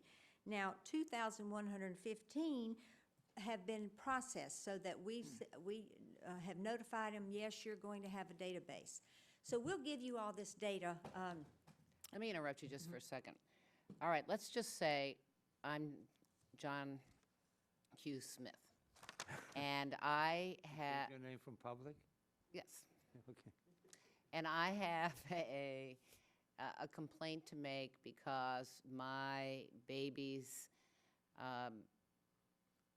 zipper on their Jacket. caused a rash on the baby's neck. And so that might be something that I would think that the zipper could have caused. And so I can go on the database and I can fill all of that in because I went on there, I know exactly what you can put in and all the things that you require because you only have red stars on certain things that are definitely required. Here it is. Yeah. And so anyway, what it seemed to me, unless I just felt horribly guilty about sending a fake report in, because I couldn't do that just because there was that little signature thing at the end. But there are people who could do that. And so if I made my complaint, does that immediately get popped onto the database? Because obviously you could only search the recalls on the database as of yesterday. I guess tomorrow is the launch date for all of us consumer types of reports. So if I put that complaint about the zipper causing the rash on my baby's neck, would that automatically show up, or does it get sifted through by y'all first? First of all, we would look at that and make sure you filled out all the data points. If you didn't fill it out. But it would have kicked it back to me if I hadn't filled it out, right? Right, and we wouldn't put it on the database if you didn't give complete information, and if you didn't check that you verified that the information is accurate and to the best of your knowledge. But And then what we do, Right, we but- have 5 minutes, 5 days, after you put that in Submit there, that. send that to the manufacturer. And the manufacturer could say, this is, first of all, it's materially inaccurate because we're not the manufacturer, and here's who manufactured it. It's just our, it's a, it might be a private label, but anyway, that's confusing it. You could say you're not the manufacturer, and then we would not post it if you weren't the manufacturer. We'd find out who it was and put the manufacturer. But we'd send it to the manufacturer, and the manufacturer said, the zipper doesn't touch a child's neck if you wear it appropriately, and why have you got the zipper around the child's neck anyway? well, if it comes up and it's Oh, one of yeah, those- okay, all right, you're right. Then they would say, we'll take a look at it and see. Or they could say, we've tested it. Before we put it on the market, we tested it on 2,000 children, and no one had a rash. Maybe your child has a sensitivity or something. But my point is, so my question really is, if I make that complaint and I just made it up to cause harm to a competitor, would that get posted on the website? Well, if it's a competitor, then it wouldn't be a true, unless it's, if I mean, it's- I could be, in other words, is it possible that false data could be put on the website? if we find out that it's false data, we will turn it over to the Justice Department. Well, I understand that. Is it possible that false data could be put on? Because I went through the whole thing. I could have made up anything on there last night and at least sent it. But then that's what worries me. After I push the send button, does it pop up on the database and then you have? No, we have to send it to the manufacturer first. Right. But it is possible, though, that I could. If you do that, But the manufacturer would have a right, prior to posting it. Right, they To say would. this is not Right. true. But no, I. We go through that. We have a meeting, and people get up and say, you did this and you did that, and we say, no, we didn't, and, Right. I I- mean, My but point was. anyway, if we find out that it's false, it's against a federal statute to give false information to a. Well, an of course agency. I know that, but there are Right. some people who don't care. Well, first of all, of course, the manufacturer can say, we tested it, it didn't have, we didn't, they wouldn't say they tested on 2,000, please. I mean, you think they tested a sweatshirt on 2,000 people? I mean, so they would probably say it complies with all the norms, and that comment could go up if it wanted. But the point is, yes, it would go up on the database. The problem with the database is a number of things. First of all, you do not have to have firsthand information about an incident in order to put information in. Now, let me just say, as a mother of 6 children, I can tell you that many, many products over the course of my children's lives got altered. Somebody bumped into one of the kids' bikes, and it bent when we were trying to fix it. The screw broke, so we've got another screw. And I mean, you put things back together. So let's say my child fell off. Let's say the bike broke and my child broke their arm. I go to the hospital, and the hospital reports it, and it goes in, and it says a child broke their arm. I mean, I know that the bike was altered. I would be willing to tell the manufacturer that the bike was altered, but the incident on the database isn't going to show that. I could give you. I mean, but aren't we still on my time, right? but We are still on your time. I apologize. No, it's okay, it's I okay. took some of your time. But aren't we, in a way, Commissioner, being picky, perhaps. I mean, there's always that danger. Well- but well- there's a contradiction going around this country now. The If we problem follow is this- not. Hold on a second. Yeah, It's- okay. We've got to return government back to the people. We've got to give information to the people. The people, the people, the people. I'm all on board with that. But yet, in this particular case, where the people have an opportunity to say something is wrong, and then you have an opportunity to see if indeed that is correct, and yes, you run the risk that some information is incorrect, I would think that this should fall right in line with this new belief or this renewed belief to give more power to the people. I mean, here the people can go online and say, I was affected by this, will you check it out? Well, Mr. Serrano, let me just say that as a And- matter of and fact, one I last use point. that information all the time. And one last point, and since it is one of those few agencies that allow the manufacturer to say not true, which I think is pretty fair, well, what's really the problem? Well, the problem is, first of all, is that it doesn't require enough information that comes in. Right now, American people have all of that at their fingertips. If you go on Amazon.com and you say you want to order a Graco high chair, you will get a choice of over 100 products. They will be from $55 to $148.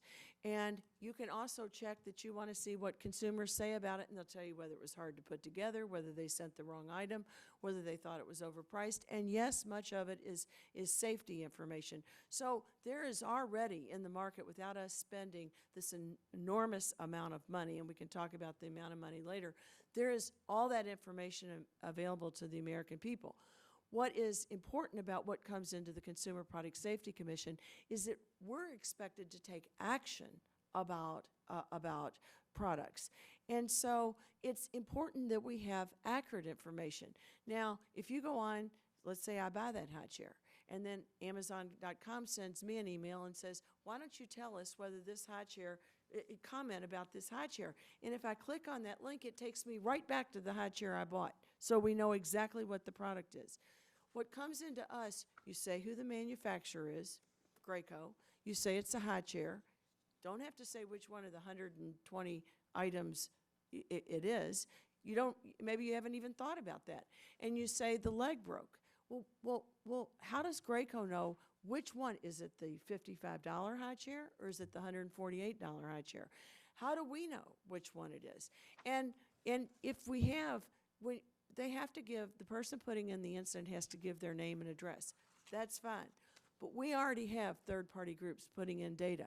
What if it's Consumer Reports? What if it's a trial lawyer trying to make a class action suit? This is what's terrifying the manufacturing community.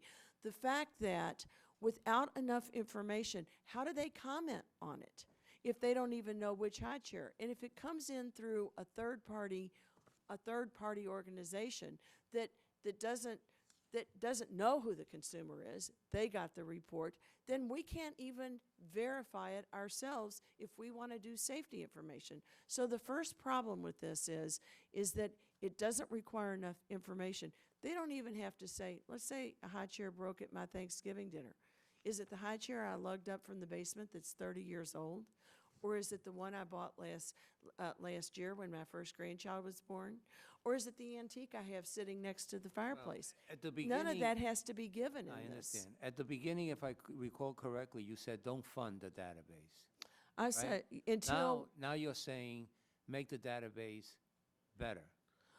well, I mean, I'm I not don't putting think, words let me in your just mouth, say, but- I would say don't fund it until you can make it better, but having been on appropriations and knowing that you can't legislate on appropriations, I just Never. said never. We never tried that, did we? That's So in many, and so that's one of the problems. There are other problems with it too, but I think you can improve it. I actually wrote a rule that I thought would have made the database something really good for consumers and really good for us. And we used a lot of the points made in Not that the big rule. ones. Well, here's another thing, too. We don't require the model as a required field, as you saw yesterday, but we do have it as a field that we want people to Why provide. don't you require the model? The product might have burned up, it might have been destroyed, but 90% of the people are putting the model in. So we do have a lot of information on the model. It could have been a cause of a fire in a home. I turned on my microwave the other day and flames shot out. Had I turned it on and walked outside, it could have caught the kitchen on fire. I mean, you know, a lot of, we just didn't require it as in order to This really register. happened to you, you're saying? Yes, it did. Sue? No, I'm only kidding. No, I That's threw it my- away because I said, you know, this thing is old, and I didn't report it. Right, And so I I just took it to the recycle place and my said, I don't was only anybody use it. My Yeah. husband did it by putting silver foil or aluminum foil in the thing and blew up a brand-new, never-used microwave, might add. Yeah, it was time to get a new one, so. He didn't want to cook, did he? Clever. On behalf of men all over America. So what are you hearing from manufacturers, and I'll close with that, because I know that there is a concern. But let me preface my comments by saying that I think this is one of the better items that we have in the federal government, the ability of the public, the consumers, to come and state their case, and the idea of having the manufacturers side by side comment. Can it be fixed? Can it be made better? Can it be more efficient? Absolutely. But I'm worried about your initial statement, don't fund it. I like your later statement, don't fund it till you make it better. I don't like the don't fund it at any level, but, you know, this is a good thing, and if it can be made better, of course.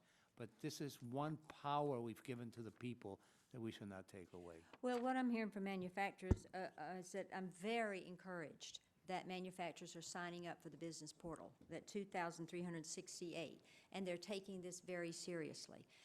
Another thing is we had a workshop for manufacturers and all of our stakeholders before we even wrote the rule on the database, and that was extremely helpful. After the database was ruled, we had a separate workshop for the manufacturers. We want manufacturers to feel confident that we're going to do everything to find the actual manufacturer, and that we're going to work with them to ensure that only truthful information is on the database. And as Commissioner Northup said, we're meeting every morning for a few hours because the decisions we make now are are set precedent. But if I could, about the entire IT modernization, that has been so important because we had 5 different silos of data at the Consumer Product Safety Commission, and the CPSA required us to modernize our whole IT system so that all of the data can be tracked through the agency, so that we can have case management, so everyone, whether you're in the legal department or in the laboratory or in compliance, can look at the same cases at the same time, and this will revolutionize and allow us to intervene early on emerging hazards. And so I wanted to give that information because our people have worked so hard to modernize our IT system. Thank you. If I may, please don't interpret our meetings with manufacturers as saying that there isn't universal angst over this. The concern that the way the rule has been written is going to, and I agree with you, information is powerful, but I would also tell you that if identifying, I mean, for example, let's say the Graco high chair. If that is given information to consumers to go buy a different kind of high chair that may be less safe because maybe Graco swamps the market, there are 5 billion of those out there. The point is that it's not giving us accurate. If accurate information is helpful, inaccurate information is not only not helpful, it could be dangerous. And you know, the idea that requiring the model number and also the approximate date it was purchased, so that you know, is it something still on the market or is it something that was made 30 years ago? These were amendments that were offered by those of us as ways to make this a more useful database, and they were turned down by the majority. So there is great disagreement about this. And finally, you know, we have, if today we get a comment from a manufacturer saying, we don't see how this could happen, this doesn't seem like a leg could have broken off the high chair, or whatever they say. In other words, a question about materially inaccurate, how much chance of one of the incidents going up tomorrow? They have no transparency and no confidence that we will be able to resolve that material inaccuracy before tomorrow. And What this rule said is, if we have not resolved the material inaccuracy, it goes up. So if I'm GE and I hear, and somebody puts in something and we cannot resolve the material inaccuracy, it goes up. That's wrong. That's wrong. All right, well, my time has come up. Let me just make one Go ahead, Mr. comment. Toronto. And we're not here knocking the business community, but I'm still waiting for that day when the business community says, why don't you regulate us on this? Why don't you supervise? Why don't you check into us? I suspect if tomorrow we say government will not issue one rule for the next year, you guys regulate yourselves on every subject. A year will pass and probably not one rule will come out of the business community saying we should not do this. And so, you know, we didn't get to be the great country we are by just allowing everybody to do as they please. We set in place some things to protect people and to protect workers and to protect the consumer and to protect the business community and so on and so forth. Thank you, Mr. Chair. Thank you, Mr. Serrano. Mr. Womack. Are fewer recalls good or bad? Well, for industry, fewer recalls are good because it means that their brand is not called into question. And that's what we want to get ahead of. We want to make sure that we can work with industry to be proactive so that they understand what the requirements are and they can build safety into the product so that they'll have fewer recalls. For all products in fiscal year 2008, we had 564 recalls. In 2010, fiscal year, we had 428. For toys, 2008 was 172, and fiscal year 10 was 44. So recalls are, we say, the last part, because then we have to, and most of our recalls are voluntary. They either call us and say, we have a problem, and we want to work with you to recall the product, which we do. There's a fast track. We work with industry when they have a problem to go ahead and work with them to get it off the market. But we'd like to see fewer recalls because it costs them a lot of money. Well, in previous administrations, like during a Republican administration, fewer recalls might be looked at and probably were looked at as a sign that we weren't doing our jobs. And yet we're going to ask for more people so that we can push for fewer recalls. So which is it? Well, what it is that we have put the new people, a large number of staff, in port surveillance, and we're working with CBP so that we look at that pre-arrival manifest data and we can target products before it's unloaded. But now that we have an office in Beijing and with our Office of Education and Global Outreach and Small Business Ombudsman, and we'll be able to form partnerships and train more people in China, in Vietnam, and in other areas. When I went to Vietnam, the government of Vietnam was so appreciative of us visiting. I think if we could have stayed longer, they would have extended our visa because they asked all kinds of questions because they had government-operated labs. And if I could have had our staff stay there to make sure that their laboratories were running the tests that we were requiring that they ran, they would have appreciated. So we're looking for ways to educate governments as well as educate businesses.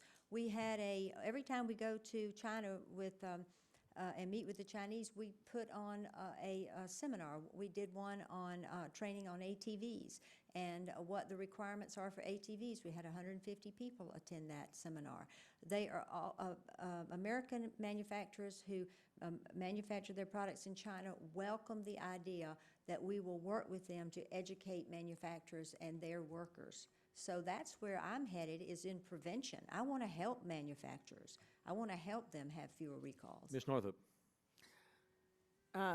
Well, measuring whether or not we are effective by the number of recalls is just spin. I mean, when we had a lot of recalls, like I said, it happened in 2007. It happened under, the lowest budget, but it happened because when they thought there was a pattern, the agency sprung into action.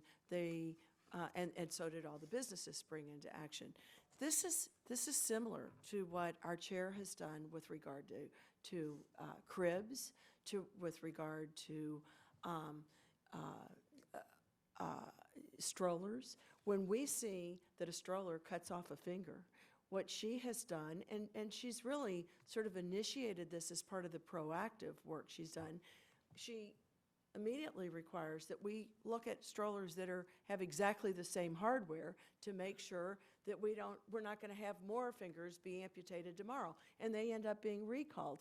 And so, yes, we would like to decrease the recalls. We hope and companies want to decrease the recalls too. They're putting in place their own safety and prevention and tracking and so forth.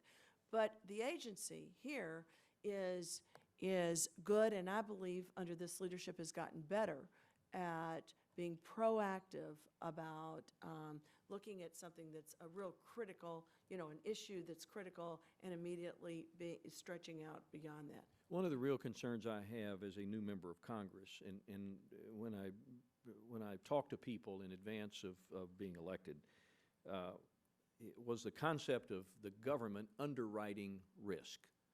And at some point in time, you just can't eliminate all risk. It's just fundamental. It's just part of life. You can't write a code for every circumstance, and you can't craft a law to prevent something bad from happening. And when you interject the human factor into our everyday lives, things happen. And as unfortunate as they are, we had a case in Northwest Arkansas this year involving a kid, a very unfortunate tragedy. A young man was crushed to death by a soccer goal that came over and hit him. Very unfortunate, one of my constituents. But the answer on the state level was to change the law and require that all soccer goals are made by a certain licensed company doing certain things, when we all know that the issue was not the construct, it was the anchoring. And so fortunately Arkansas got it right and changed the law to require anchored things. But the point I'm making is we just can't eliminate all risk. And so that balance I'm looking for as a legislator is, at what point in time do we get into diminishing returns in our desire to want to protect the public?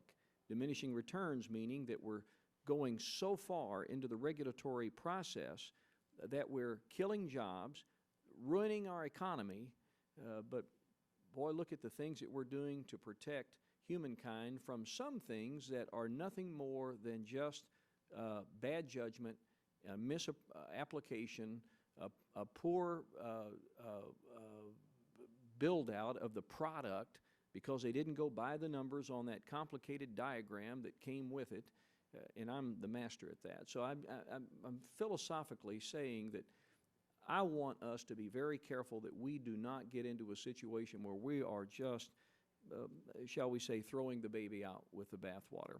Now, for the record, I would like for your agency to provide, as part of this hearing, the breakdown of additional personnel that are going to be in your glide path of ramping up, and how many of those, where those personnel are going to be assigned, to which office they're going to be assigned. How many of them will go to the chairman's office? How many will go to the office of the executive director?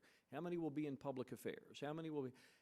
The point here being is that I want to see if the ramping up of personnel are going direct to the operational functions of the organization, where deployed out to the areas where they actually can make a difference and not just serve to add a few more layers of administrative and bureaucratic red tape within the agency. That's one of my concerns. And then finally, I want to ask this question.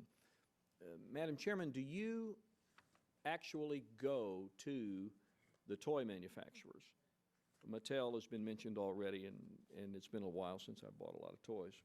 But go to the shelf at Toys R Us or whatever. Do you go to those manufacturers as part of your outreach and sit down with the CEOs and the general counsel of these organizations and actually ask, what can we do better with our agency as it concerns your capacity to deliver goods to your consumers? What can we do better? And I'm not talking about the Ombudsman's program. I'm just talking about, what have you done as the chairman? What has your commission done to go out here and see how we can create jobs in this country making these products for the benefit of the people that are consuming?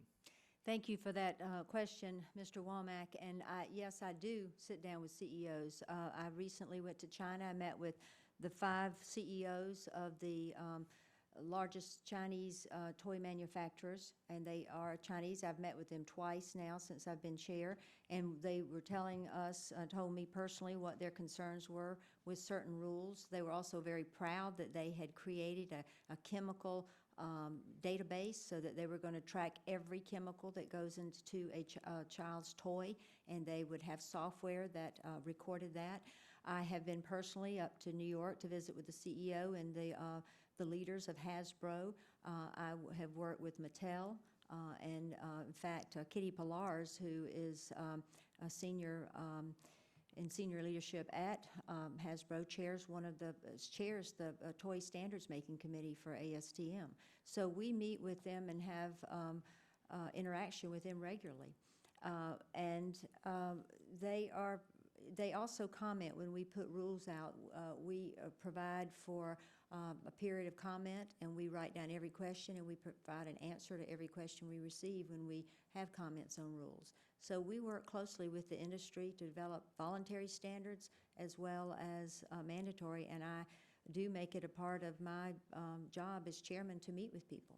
Same for apparel and strollers and. Yes, last year when the American Apparel and Footwear Association had their meeting, they asked me to come over and speak, and they said, "You're coming into the lion's den." I said, "That's fine." I met with and I not only gave a speech, I answered questions. I have been to children's apparel companies in China as well as the United States to their distribution centers. I've gone to China and watched the testing that companies do on strollers. And that's what I said earlier. We ought to be telling the great stories of what our American companies do to ensure the quality and the safety of their products. It's extraordinary. When you see that a stroller gets on a treadmill and for days is run over and over again through that treadmill so that it's durable and before it's released, it is remarkable what our companies are doing to ensure the safety of people. And that's the good story we ought to tell.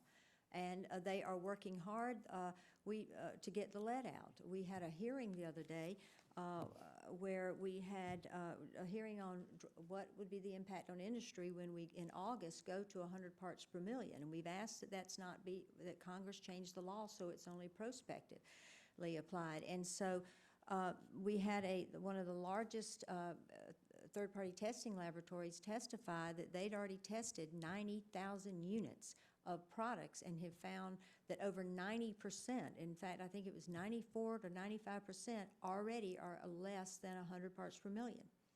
And so it is, the industries have complied, they're moving forward. I'm a person whose glass is always half full.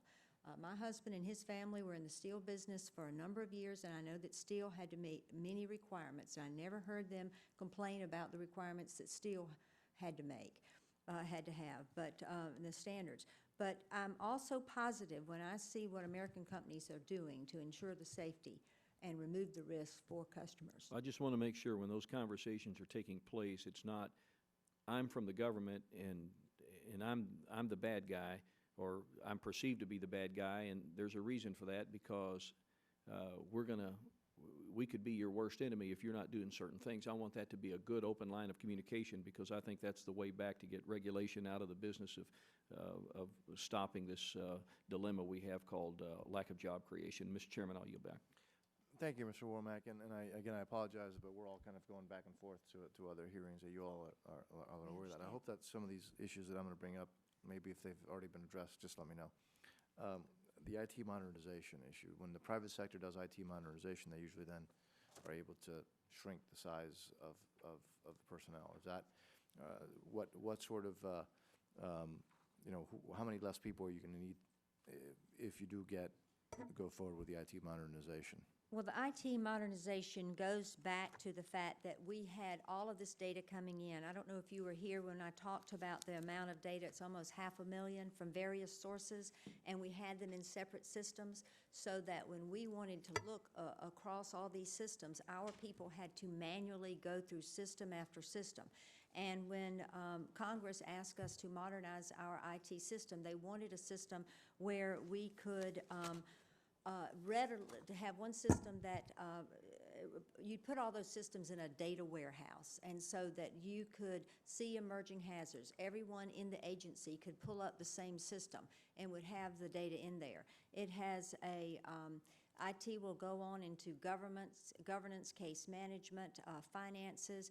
Our whole system will be modernized in terms of the best. So it'll be more technology. efficient, and It will usually- be more efficient. Right, but if you're going to be more efficient, and you just, you mentioned about how right now people have to do it manually, that hopefully won't be the case. Well, if this, So, what we're trying to do is, we don't want to just investigate 10% of all the claims we have. This is our investigation. These were projected even before the database, that these are the incidences that keep going up, the number of reports, and we're only able to investigate 10%. So we're asking for 24 new people this year to look at all this data that's coming in, to look at the incidence reports, and to do investigations. We're trying to keep people safer. This is a good investment, return on our investment. If you look at our little agency, $118 million, 500 people, and we have 300 ports of entry. We have 19 people at those ports. We're trying to create as many partnerships as possible through our education, global outreach, and small business ombudsman. We're working with other agencies, but it's a huge investment, $118 million, this little tiny agency, and we have over 15,000 products. We have 80% of the toys coming from China, and and you know that this is a global, complex supply chain. It's a good investment. It's a good return. I'm not denying that, Madam Chairman, but again, just specifically about that issue, usually when you get more efficient, you can then, since you're more efficient and you're investing in technology, which costs money. Well, we were you're able to tiny then to be more begin with. efficient.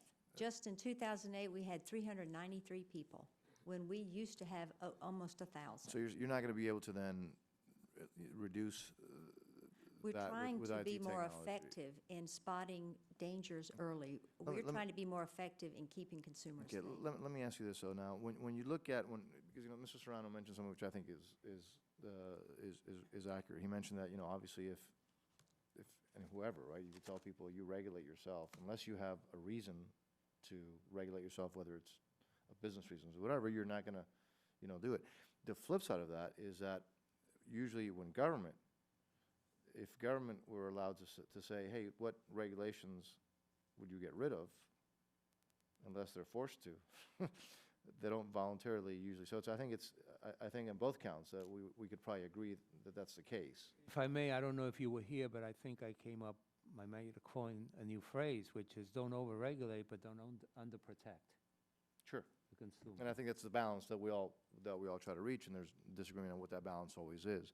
But when for example, the legislation that we've been, CPSIA, I guess, the legislation we've been talking about, when those regulations are taking place, is there an estimate as to when you speak to the businesses that you're going to deal with on that, either on the legislation or anything else, as to what those regulations are going to do as far as actual cost to the manufacturers, how much is actually going to cost them dollars-wise, which then translates to jobs, or not?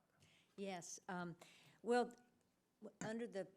prior to the CPSIA, and before we implemented or proposed a rule, we had to do a cost estimate. Now, under the CPSIA, Congress decided that we needed to promulgate rules on durable nursery equipment, toddler beds, bassinets, slings, baby bouncers, baby bath seats, baby walkers. And Congress said, under these rules, you do not have to do a cost estimate. We're going to put you on the Administrative Procedures Act, because they had testimony that children were killed in defective cribs, play yards, and they wanted us to work with industry to come up with, work with industries, and first of all, look at the voluntary standard. And most of the rules for consumer products are voluntary. I mean, so very few are mandatory rules. So we were to work with industry on the voluntary standard and look to see if it was strong enough. And if it wasn't strong enough, we were to come back with our own rule. We passed baby bath seats, baby walkers, full-size and non-full-size cribs. And Congress required us to have 2 new rules every 6 months proposed. 2 rules every 6 months are proposed rules. We will vote on next week rails, portable rails on Youth beds. youth beds. We just had a briefing yesterday on toddler beds. We will also do bassinets this year. So we are keeping up with the schedule, but we don't have to do cost estimates on those. But for example, if we do upholstered furniture, which we've been working on 16 years, we will have to do a cost estimate. Commissioner, do you want to comment? Yes, we do these rules, but I should say the Regulatory Flexibility Act, just the one on youth beds and rails, showed that there would be substantial harm to businesses. No, they said that there would be, and that it would cause some of the small businesses, it's primarily small businesses, to get out of business, but that doesn't stop us from issuing the regulation. We go ahead and do it anyway. So, right, so, okay, let me just see if I understood that. So when you have a determination, like you're saying specifically this case, when you have. Well, like, we're required, as the chair said, we're required to take 2 durable goods every 6 months and issue a rule. And so if we look at youth beds and rails, there really is not a lot of injury on these. The injury date is very, very low. But we're required to consider how maybe these could be made so that even that would be less likely. And so we issued new rules, and there's substantial product difference that we're making, that we're going to require. And so businesses that have been in this business for years, that are small, that aren't going to be able to cover these sort of changes, and our regulatory flex analysis said there will be substantial problems for some of them. Some will go out of business, but it doesn't stop us from issuing the regulation. Let me put it this way. If it doesn't stop you, then it's just required that we do it. I mean, I know it's. I mean, it's. So in other words, that's not part of the. That's not part of the. It's not like a part of the decision making. It's not part of the decision making. making. It's just, okay, You're required to do a regulatory analysis, but well, not only that, the law doesn't say. I mean, we still have to issue. I mean, what would we do? Would we?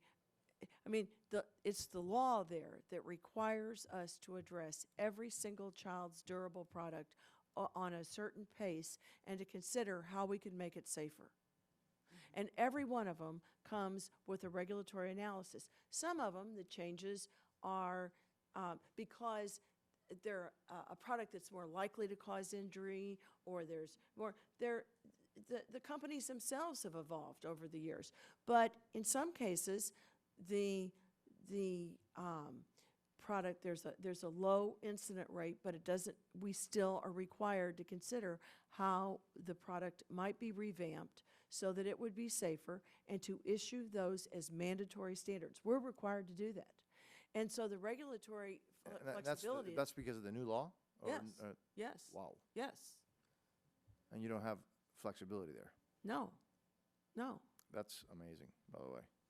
That is truly amazing, and particularly in this day and age when I mean, yesterday's regulatory flexibility analysis was one that certainly caught my eye because of the number of companies that they thought it would impact negatively. Some that if you're in multiple, what it said is if you're in multiple products, you will be able to spread your costs over more products, and so there won't be a problem. But it said that for businesses that only make youth beds, or that that are smaller businesses, that it would have a negative effect and may put them out of business. And the flip side of what would be the positive effect? Do we know what the positive effect would be? How many less deaths? How many less? I mean, do we know that? I mean. Well, you can say how many deaths there were over the last 20 years. Over the last 20 years, do you have that? On the toddler beds, there were 2. over the last 20 I years? don't know, it was 20 years, but there were two, because they got between the railing and the mattress and suffocated. But the rule, the reg flex language in the toddler beds said that if you are a responsible manufacturer and you're already following the voluntary standards, you would be impacted far less than the people who are manufacturing toddler beds are not following the voluntary standards.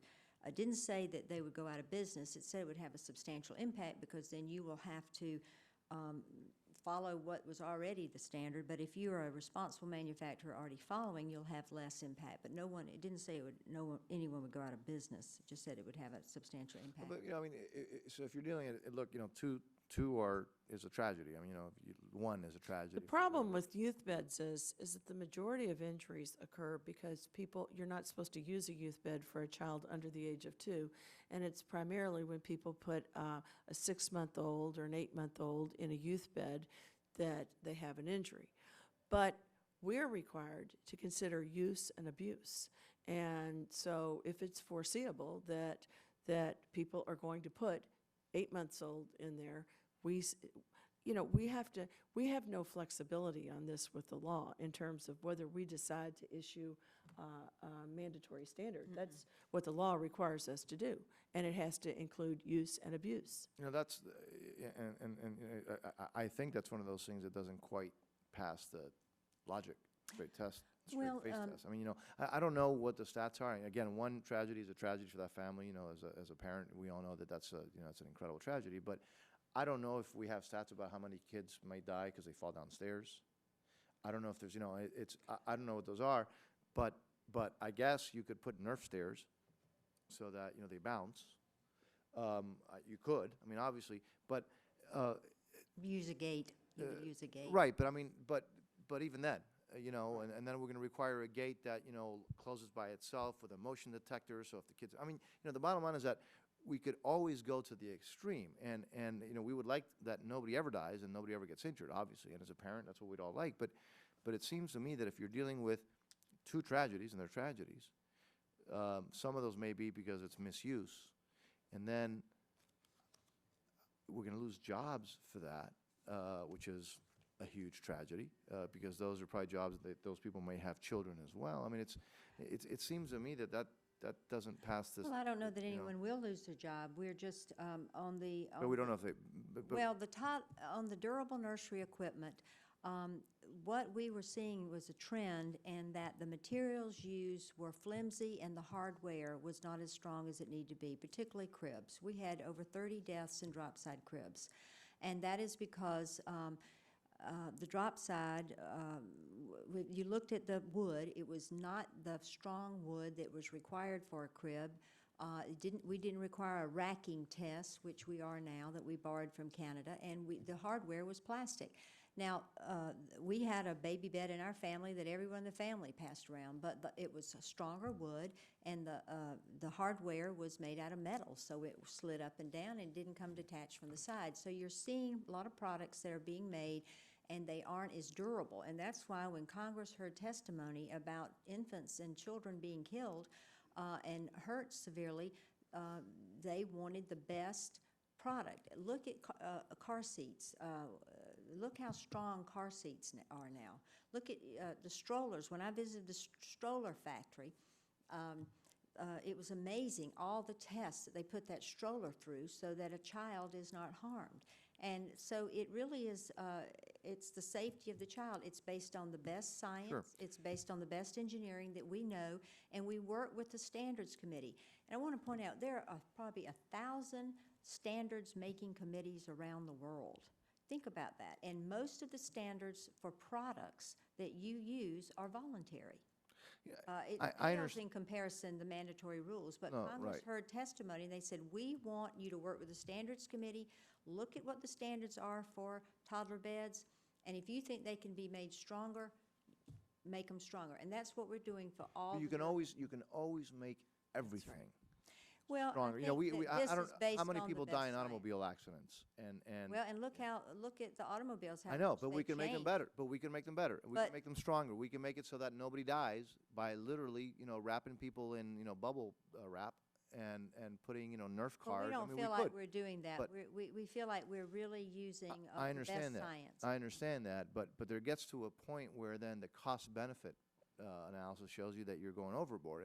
Again, I'm not talking about the specific case. I'm just saying that there is a time when you go overboard, and where, are we not reaching that case, particularly when we're in a case where, again, two tragedies, horrible tragedies, when you're dealing with two tragedies, some of those may be misuse, and then you have the potential of hurting people's businesses who have kids, and that's a tragedy as well. Are we not potentially going overboard? We're Is- very, very sensitive to that, If- but we also are sensitive that our mission is to keep children and families safe, and we believe that. I understand that, but that we need to be every day about we're losing more and more enforcing the jobs laws. overseas. Well, I think that there are a number of factors there. There are. We won't I'm debate sorry. today. If I could just say, if I had been asked what sort of changes you might make in the rule, I might say that make mandatory standards for durable infant goods where there is a trend towards injury related to the product and how it's made. We weren't given that, nor have we sent up that as a recommendation. But the fact is that when we change something, when we tell somebody they have to re-engineer their product, and there has been a low incident rate on dangers to them, but never mind, we don't care, do it, and they either go out of business or lose product or cannot, or it's prohibitively expensive to re-engineer this, that's a question that Congress will have to consider. But it would be a recommendation I would make.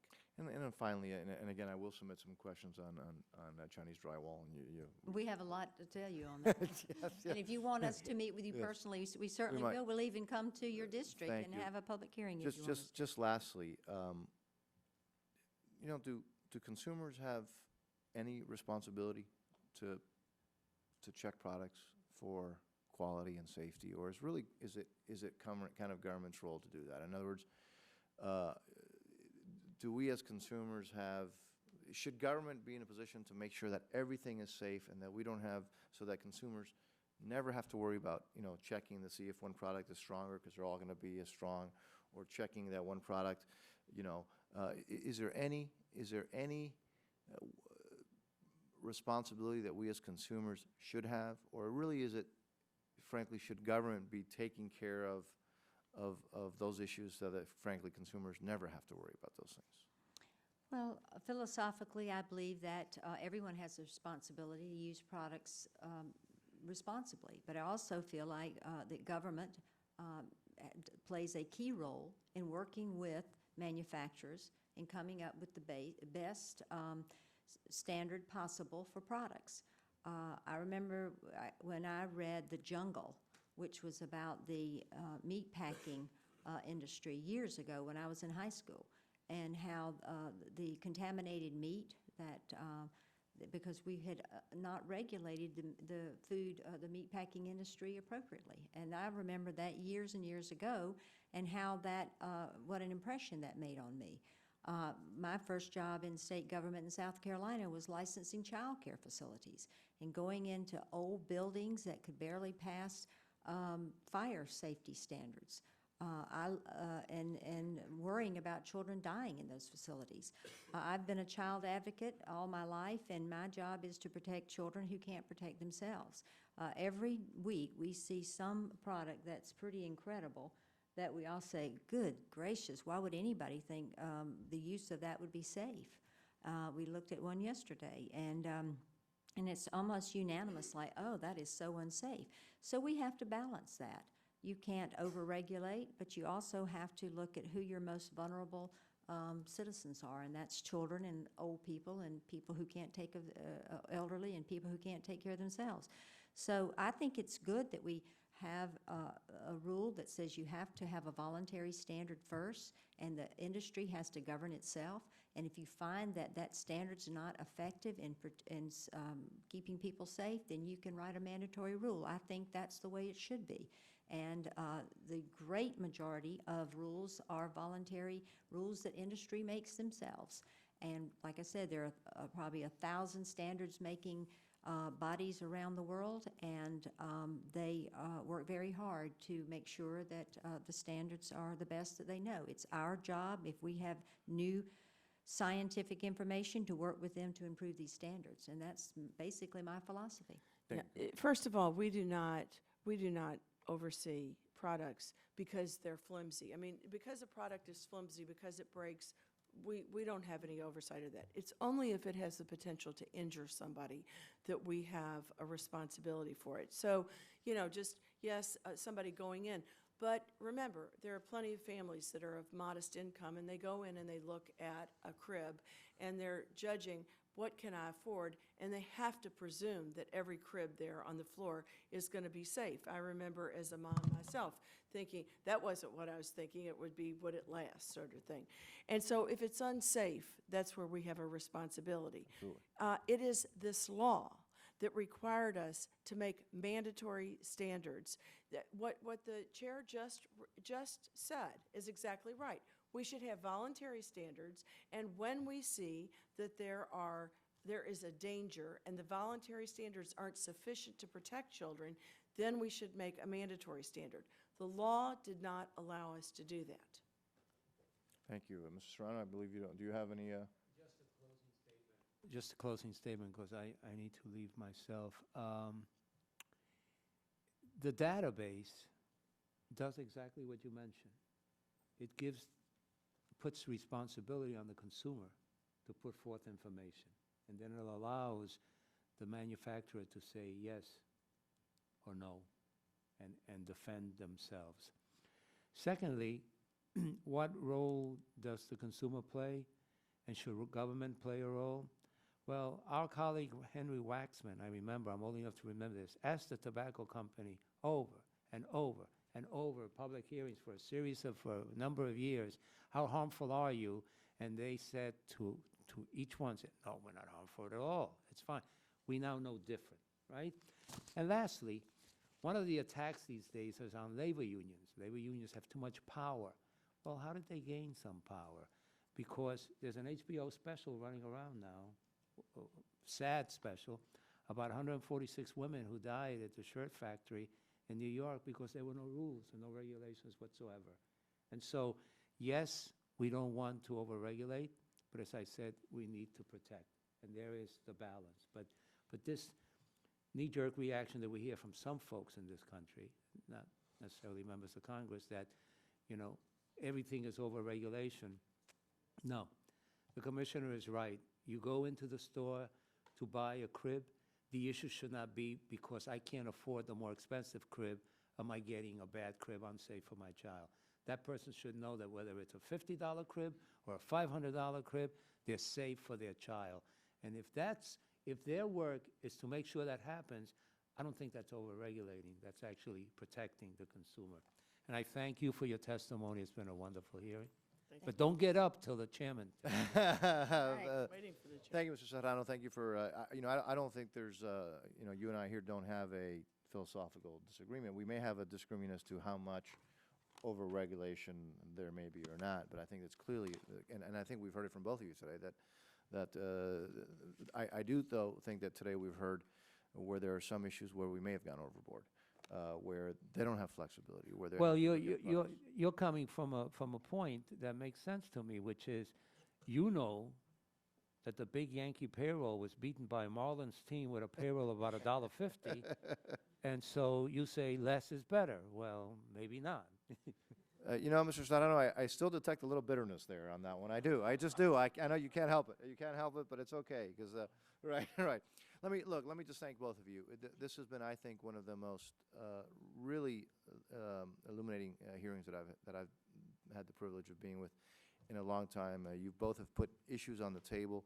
You've done so straightforwardly and have taken our questions, have answered our questions. And I just cannot thank you enough. And we hopefully will continue this conversation because both of you have just been wonderful today. Thank you so much. Thank you Appreciate so it. much.